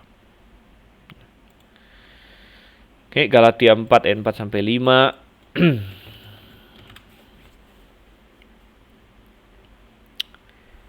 Oke, ayat 5 deh ya, terutama ia diutus untuk menebus mereka yang takluk kepada hukum Taurat. Jadi, apakah orang yang takluk kepada hukum Taurat itu hanya orang pilihan saja? Bukan kan? Semua manusia. Ya, takluk kepada hukum maksudnya takluk kepada hukum di sini maksudnya tertuduh oleh hukum. Ya, karena kita semua sudah melanggar hukum. Dan kita semua takluk kepada hukum. Kita semua kalah dari hukum, gitu kan? Oke, ini Anggi ada bilang cara mereka menjawab 2 Petrus 2:1, mereka ditebus tapi belum lunas. Aduh, ya lucu juga. Ditebus tapi belum lunas, gitu ya. Gimana tuh caranya ditebus tapi belum lunas? Itu mesti tanya dulu sama mereka. Ya. Karena kalau kita kembali ke 2 Petrus 2 ayat 1 ya, dikatakan apa? Telah di sini. Telah ya, dia pakai auris di sini. Auris participle ya. Yang telah menebus mereka. Jadi sudah selesai, bukan ini. Ya, jadi ya intinya inilah apa? Ngeles kanan kiri situ. Oh iya benar, nih Gembala Supriyadi bilang sini ya. Benar-benar saya jadi ingat Gembala Supriyadi mengingatkan. MIM bilang mereka menyangka benar, mereka menyangka mereka ditebus. Ya, tapi seperti yang saya katakan di situ bahwa ya, itu jelas ngeles ke sana kemari karena ayat ini tidak mengatakan mereka menyangka, ya, mereka mengira gitu. Ya, tetapi mereka menyangkal penguasa yang telah menebus mereka. Jadi penguasa yang telah menebus mereka ini, kalau kita lihat di itu memang ini kata yang menebus mereka ini menjelaskan penguasa, gitu. Bukan menjelaskan si orang-orang penyesat ini, begitu, ya kan? Jadi ya di sini ton agora santa autos di sini ya. Ya kalau menggunakan cara penafsiran begitu, semua doktrin yang kacau balau bisa muncul di sini ya. Oke, 1 Timotius 1:15. 15 apa 5 ini? 15. Perkataan ini benar dan patut diterima sepenuhnya. Kristus Yesus datang ke dunia untuk menyelamatkan orang berdosa. Oke. Nah, sekali lagi, apakah hanya orang pilihan yang berdosa? Tentu bukan. Dan tidak dikatakan Kristus datang ke dunia untuk menyelamatkan orang berdosa sebagian atau orang berdosa tertentu. Tapi Kristus Yesus datang ke dunia untuk menyelamatkan orang berdosa. Berarti semua orang berdosa. Ya. Jadi kategorinya luas di sini. Dan orang berdosa kan bukan hanya orang pilihan, ya, melainkan semua manusia adalah orang berdosa.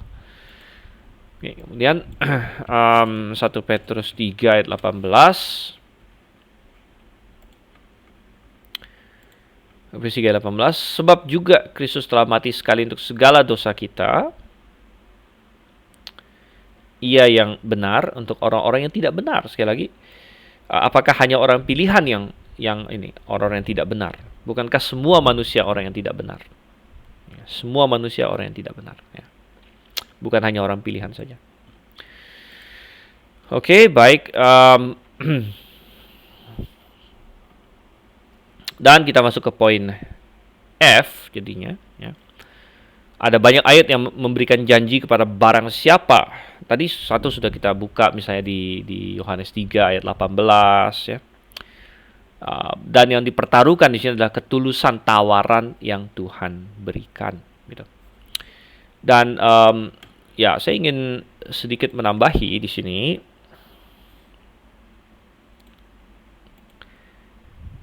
Oke, Calvinis berkata bahwa Calvinis mau berargumen bahwa walaupun mereka tidak percaya bahwa Yesus mati untuk semua orang dan sebagainya, bahwa mereka tetap akan menginjil katanya. Ini argumennya. Jadi kalau kita bicara bahwa Calvinisme itu bisa meredam semangat penginjilan, ya kadang-kadang ada Calvinis yang berkata, enggak, saya tetap rajin menginjil dan sebagainya. Oke lah, kita sulit kan untuk mendebatkan kamu itu rajin menginjil atau enggak rajin menginjil.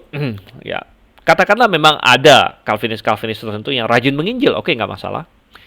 Dan memang ada banyak Calvinis yang rajin menginjil, oke sih, itu nggak masalah ya. Tapi kita berkata bahwa mereka rajin menginjil bukan karena Calvinisme mereka, tapi mereka rajin menginjil, kalau bahasa Inggris bilangnya in spite of their Calvinism, ya, atau mereka rajin menginjil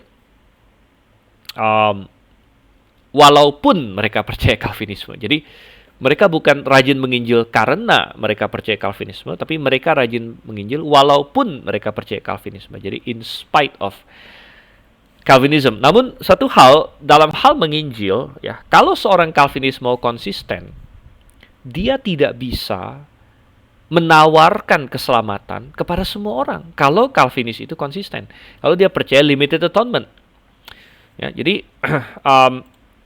seorang Calvinis yang konsisten, ya, bilang sini ya.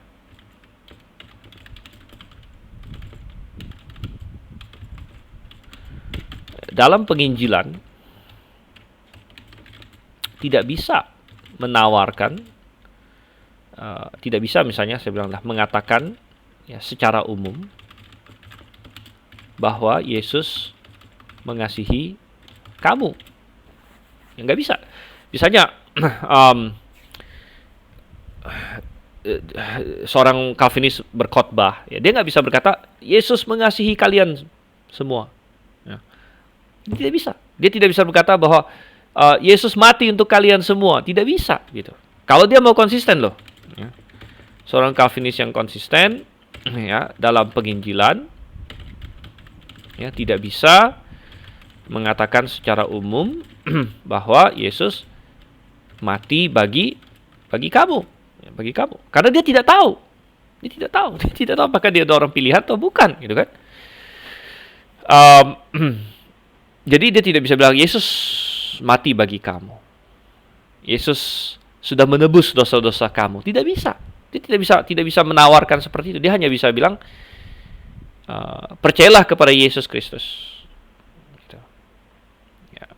Percayalah kepada Yesus Kristus. Dan kalau kamu percaya, baru itu terbukti kamu orang pilihan, ya. Dan itu baru berarti Yesus mengasihi kamu dan mati bagi kamu. Tapi dia tidak bisa memberikan tawaran umum, atau dia tidak bisa memberikan pernyataan umum kepada orang bahwa Yesus mengasihi kalian, Yesus mati bagi kalian, Yesus mau kalian diselamatkan. Ya. Dia kalau dia mau konsisten, dia tidak bisa berkata demikian. Karena kalau misalnya di antara orang-orang yang dia sedang ngomong itu ada orang pilihan, maka Yesus tidak mau mereka diselamatkan menurut Calvinisme, karena mereka non pilihan. Yesus dari awal tidak mau mereka diselamatkan, kan? Yesus tidak mati bagi mereka, limited atonement, gitu ya. Dan Yesus tidak mengasihi mereka dalam versi Calvinisme tertentu, gitu.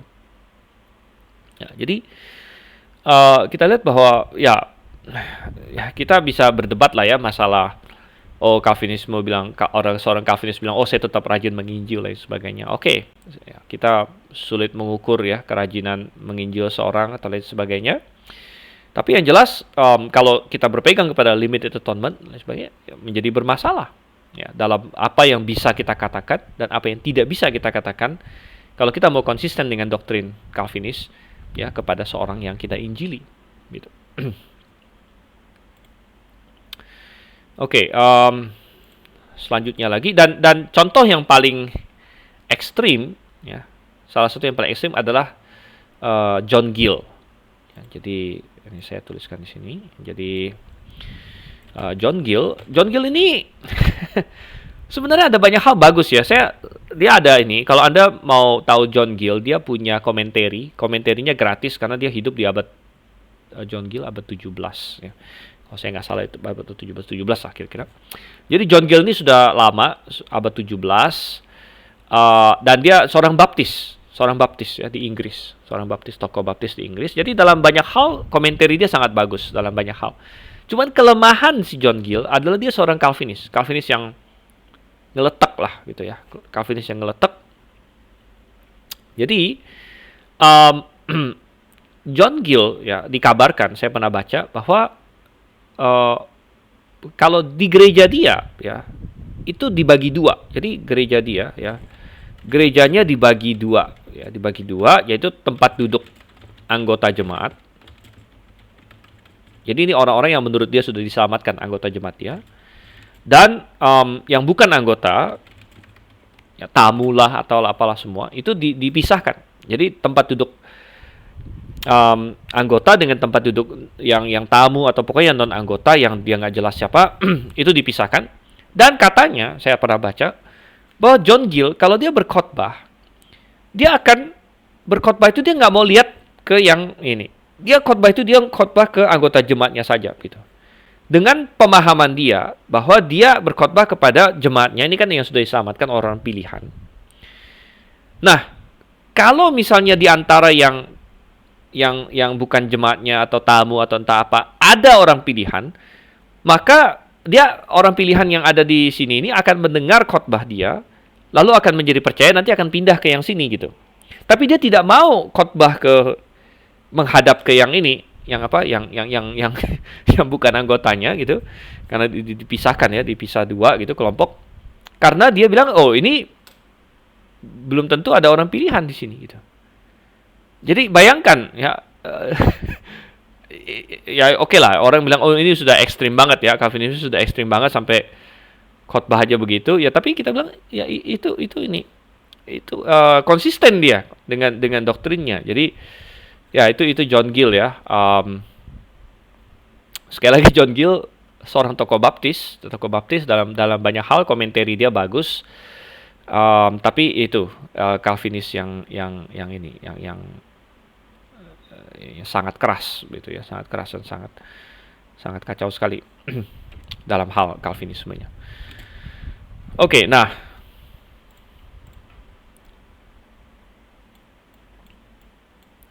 sekarang saya ingin kembali sedikit ke ini, karena begini, kalau kita mau berargumen dari Alkitab dan dari ayat Alkitab, sebenarnya limited atonement ini sudah dibilang sudah apa ya?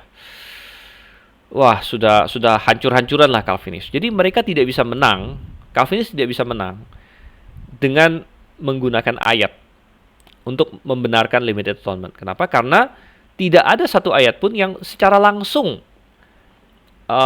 mendukung limited atonement, itu tidak ada. Ya. Nah, sehingga Calvinis, karena dia tidak punya ayat yang bisa mereka pakai, seringkali mereka lari ke argumen-argumen yang bersifat filosofis. Ya.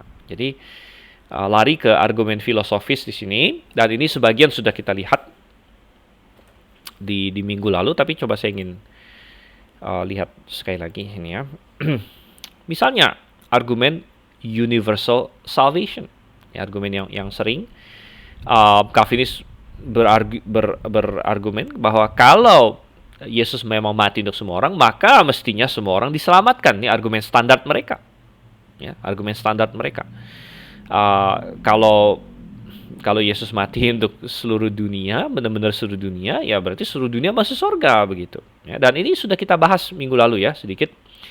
Saya hanya ingin mengingatkan ini karena mereka memakai model untuk menjelaskan penebusan yang berbeda dengan model yang kita pakai, gitu. Dimana di model yang kita pakai ada perbedaan antara Yesus menebus dengan aplikasi atau berefeknya penebusan itu, gitu. Ada perbedaan, gitu, ada perbedaan. Dan Yesus menebus itu menyediakan penebusan sebenarnya. Tapi penebusan yang Yesus sudah beli dan sudah dia sediakan itu perlu diaplikasikan. Dan diaplikasikannya ini baru diaplikasikan ketika seseorang percaya. Sedangkan dalam model Calvinisme, dia tidak ada seperti itu. Kalau misalnya Yesus mati untuk seseorang, ya dia berarti akan selamat, gitu. Akan selamat. Tapi kita bisa berargumen, ya model kita lah yang cocok dengan semua ayat Alkitab. Karena di dalam model Calvinis, karena gini, model itu kan pemahaman, ya pemahaman. Jadi kita membuat dalam pemahaman kita, oh penebusan ini modelnya seperti ini. Sedangkan Calvinis dalam pemahaman mereka, ya membuat model mereka sendiri gitu. Nah sekarang kan kita bilang mana model yang paling cocok dengan ayat-ayat Alkitab gitu. Dan model kita cocok dengan ayat-ayat yang berkata semua, Yesus mati untuk semua, kita cocok semua. Sedangkan kalau yang model Calvinis nggak cocok dengan ayat-ayat yang semua tadi itu. Selain itu kita bilang bahwa bahwa ada perbedaan antara penebusan dengan aplikasi penebusan juga didukung oleh fakta bahwa semua orang pilihan pun hari ini masih lahir dalam dosa, dan dia tidak langsung lahir sudah selamat gitu. Kalau misalnya tidak ada perbedaan antara penebusan dengan aplikasi, maka kapan mestinya orang diselamatkan? Yesus menebus dunia itu kapan? Yesus menebus orang percaya itu kan saat dia disalib gitu. Nah, kalau kita tidak membedakan antara saat penebusan dengan saat aplikasi, maka akan kacau. Berarti orang yang lahir, ya misalnya saya ambil contoh minggu lalu, saya lahir tahun 81 misalnya. Saya lahir tahun 81, Yesus mati di kayu salib katakanlah tahun 30 lah misalnya. Yesus mati tahun 30. Saya belum lahir waktu itu. Saya lahirnya 1950 tahun kemudian, 1981. Tapi kalau misalnya kita tidak membedakan antara penebusan dengan aplikasi penebusan, maka kalau kita tidak membedakan nih ya, bahwa kita samakan, oh penebusan itu sama dengan aplikasi, maka kapan saya diselamatkan? Kapan dosa-dosa saya benar-benar dihitungkan pada saya sudah dihapus begitu. Maka pada saat Yesus disalib, berarti pada tahun 30 saya yang belum lahir, tapi dosa saya semuanya sudah ditanggung oleh Yesus dalam pengertian sudah diaplikasikan, maka saya ketika lahir pun sudah orang kudus mestinya. Paham nggak? Saya lahir pun sudah orang kudus karena semua dosa saya sudah ditanggung oleh Tuhan Yesus. Ya. Sudah diaplikasikan, penebusan itu sudah diaplikasikan, karena kalau kita tidak membedakan waktu antara penebusan di kayu salib dengan kapan diaplikasikannya gitu. Tapi nggak masuk akal, karena kalau begitu semua orang yang pilihan itu lahir sudah orang kudus kalau begitu. Tapi kan enggak. Paulus berkata, dahulu kalian mati dalam pelanggaran-pelanggaran. Ya. Setelah percaya Yesus baru hidup, baru menjadi orang kudus dan sebagainya. Jadi kita melihat bahwa Alkitab mengajarkan walaupun Yesus sudah menebus ya di tahun 30, katakanlah contoh dia mati tahun 30 Masehi, tetapi tidak langsung diaplikasikan kepada semua orang, kan ada yang banyak yang belum lahir bahkan. Ya. Kapan diaplikasikannya? Ya saat dia percaya begitu. Ya. Jadi Alkitab pun mendukung model bahwa ada perbedaan antara penebusan saat penebusannya yaitu di kayu salib dengan pengaplikasian dari penebusan itu. Gitu.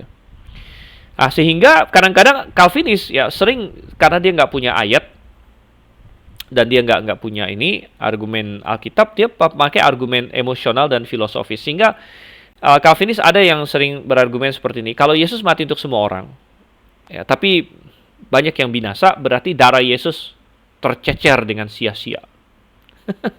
Anda pernah dengar nggak argumen ini? Wah, darah Yesus tercecer dengan sia-sia berarti katanya. Tapi kita bilang ini kan bukan argumen Alkitabiah ya, ini argumen filosofis, argumen emosional begitu. Darah Yesus tercecer segala macam. Kita bilang bukan itu argumen bikinan kamu. Intinya kita berkata memang benar dalam model kita di mana Yesus menyediakan keselamatan, menyediakan penebusan, lalu ada yang tidak terima.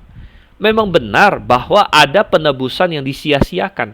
Memang benar ada kasih karunia yang disia-siakan. Artinya ada sesuatu yang Yesus lakukan yang kemudian disia-siakan oleh manusia begitu.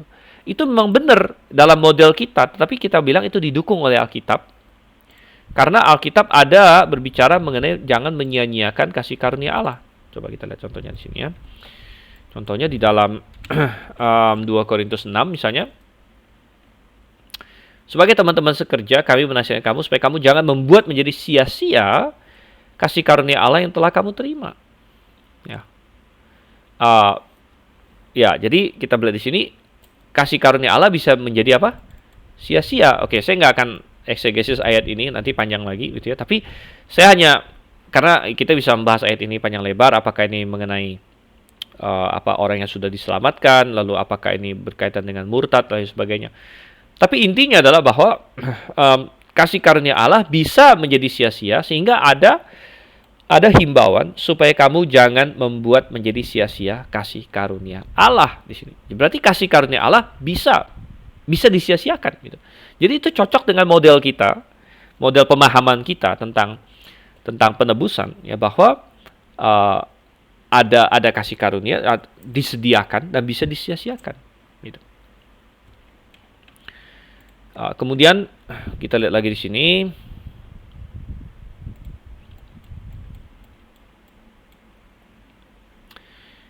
Oke, jadi ini hampir semua sudah kita bahas, cuman yang B ini saja. Coba saya fokus ke yang B sekarang di sini ya. Kalau nggak salah A kan sudah kita jawab minggu lalu sebenarnya. C dan D juga sebenarnya ya. Dan itu semua penjelasannya sama ya, mengenai masalah pengaplikasian. Nah, sekarang kita bahas sedikit yang ini, argumen double jeopardy. Argumen ini kalau saya tidak salah dipopulerkan oleh seorang Calvinis namanya John Owens. Itu juga tokoh sudah tua, sudah kalau nggak salah abad 18 atau berapa gitu. Atau abad 19 lah, 18-19 itu. Jadi dia mempopulerkan argumen ini. Dan argumen ini intinya berkata bahwa kalau misalnya Yesus mati menebus dosa semua manusia, termasuk yang akan binasa, ya, lalu kemudian ada yang binasa, ya kan, karena Yesus mati bagi dia, berarti pembayaran hutang dosa dia atau pembayaran dosa dia terjadi 2 kali. Makanya double, ya, double jeopardy atau double payment istilahnya ya. Berarti Tuhan tidak adil katanya. Ya, Tuhan tidak adil karena istilahnya kayak ini ya, orang tukang hutang ya, atau ini istilah apa ya? Ya, orang yang memute ya, ginilah. Jadi si bos ini menarik hutang 2 kali istilahnya gitu ya. Jadi Tuhan Yesus sudah bayarkan hutang kita, tapi kemudian dia tarik lagi hutang itu dari kita gitu. Jadi seolah-olah tidak fair karena pembayaran jadi 2 kali. Ya, ini argumennya gitu ya. Sehingga mereka berkata bahwa kalau demikian adanya, ya Tuhan tidak fair, ya, dia tidak adil. Bayangkan Yesus sudah bayar, lalu habis itu dia tuntut lagi kita bayar. Ya, Yesus sudah menderita maut di atas kayu salib, lalu dia tuntut lagi kita masuk neraka dan sebagainya.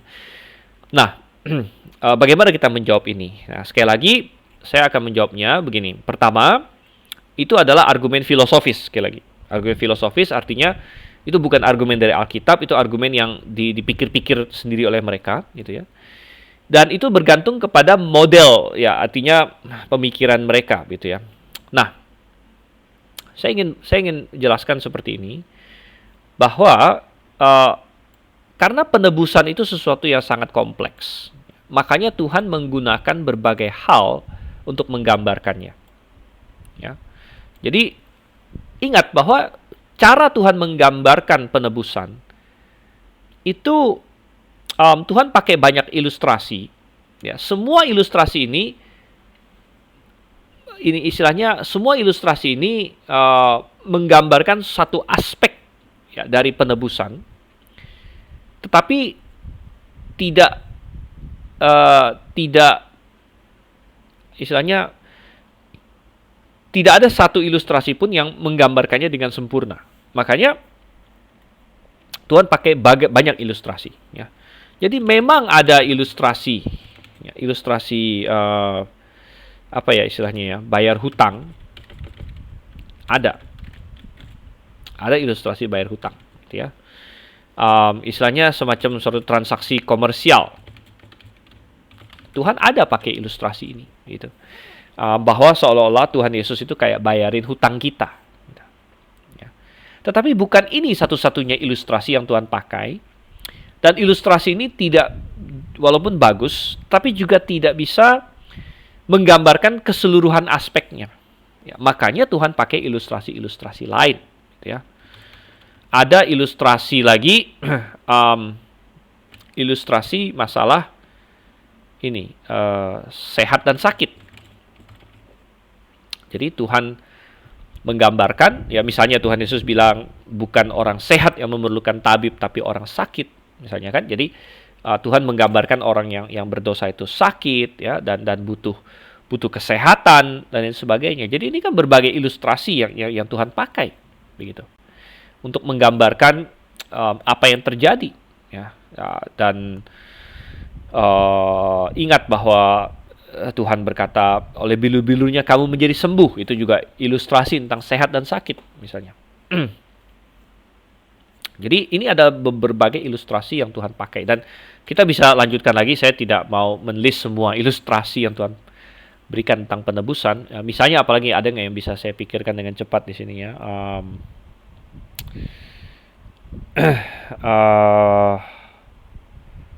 Ya, Tuhan ada memakai ilustrasi, misalnya ilustrasi ini ya, ilustrasi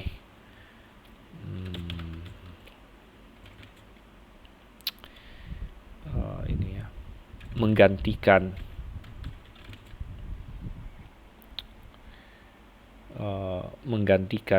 sebagai korban, misalnya.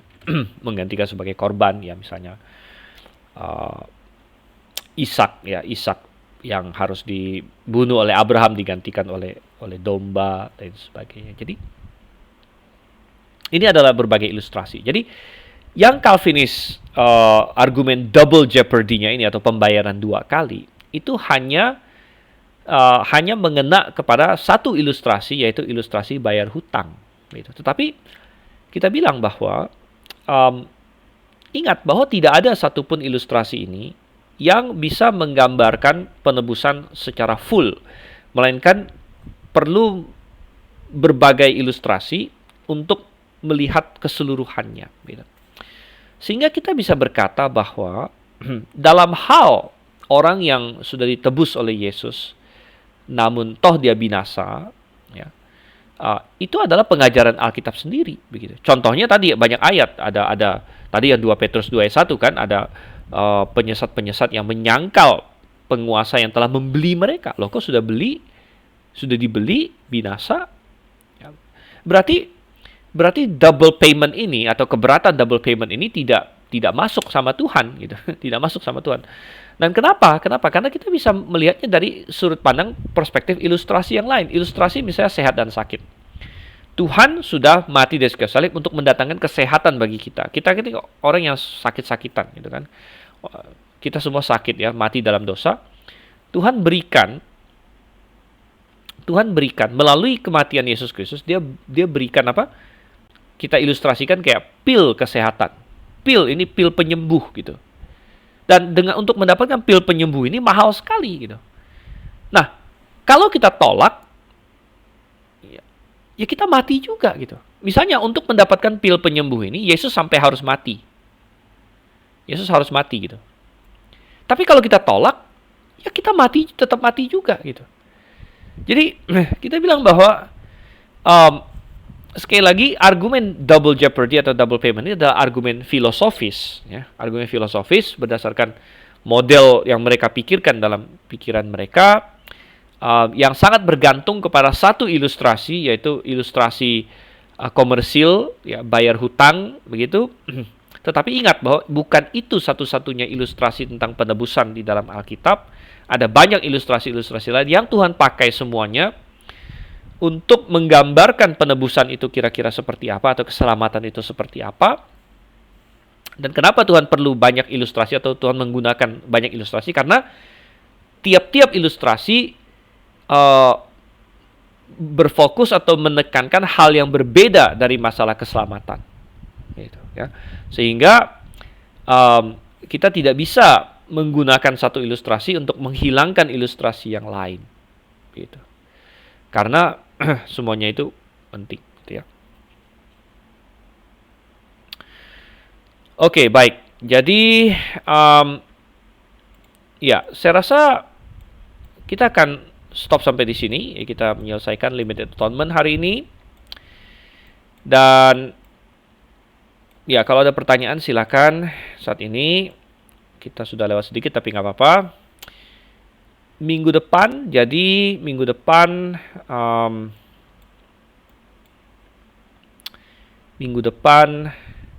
kita rencananya akan ada kelas. Ya, jadi karena tadi saya tanya, atau karena tadi masih sedikit orangnya, coba saya tanya lagi sekarang. Siapa di sini yang akan ikut blok kelas? Ya, mungkin selain mahasiswa yang ada di kampus, mungkin yang lain setahu saya tidak ada ikut blok kelas ya, karena kebanyakan ada yang di luar kota dan lain sebagainya. Dan kalau memang tidak ikut blok kelas, berarti kita kelas seperti biasa ya, ya mahasiswa ya bisa aja sih ikut juga, atau nanti mengandalkan rekaman juga bisa ya. Oke, jadi minggu depan rencananya adalah kelas terakhir kita akan membahas perseverance of the saints di sini.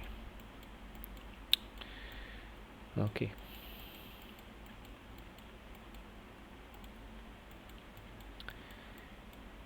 Oke. Baik, saya masih menunggu kalau misalnya ada yang mau bertanya.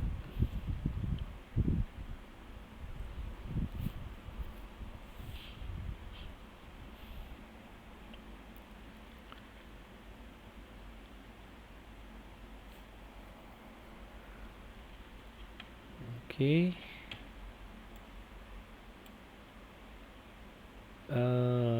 Whiteboard ya.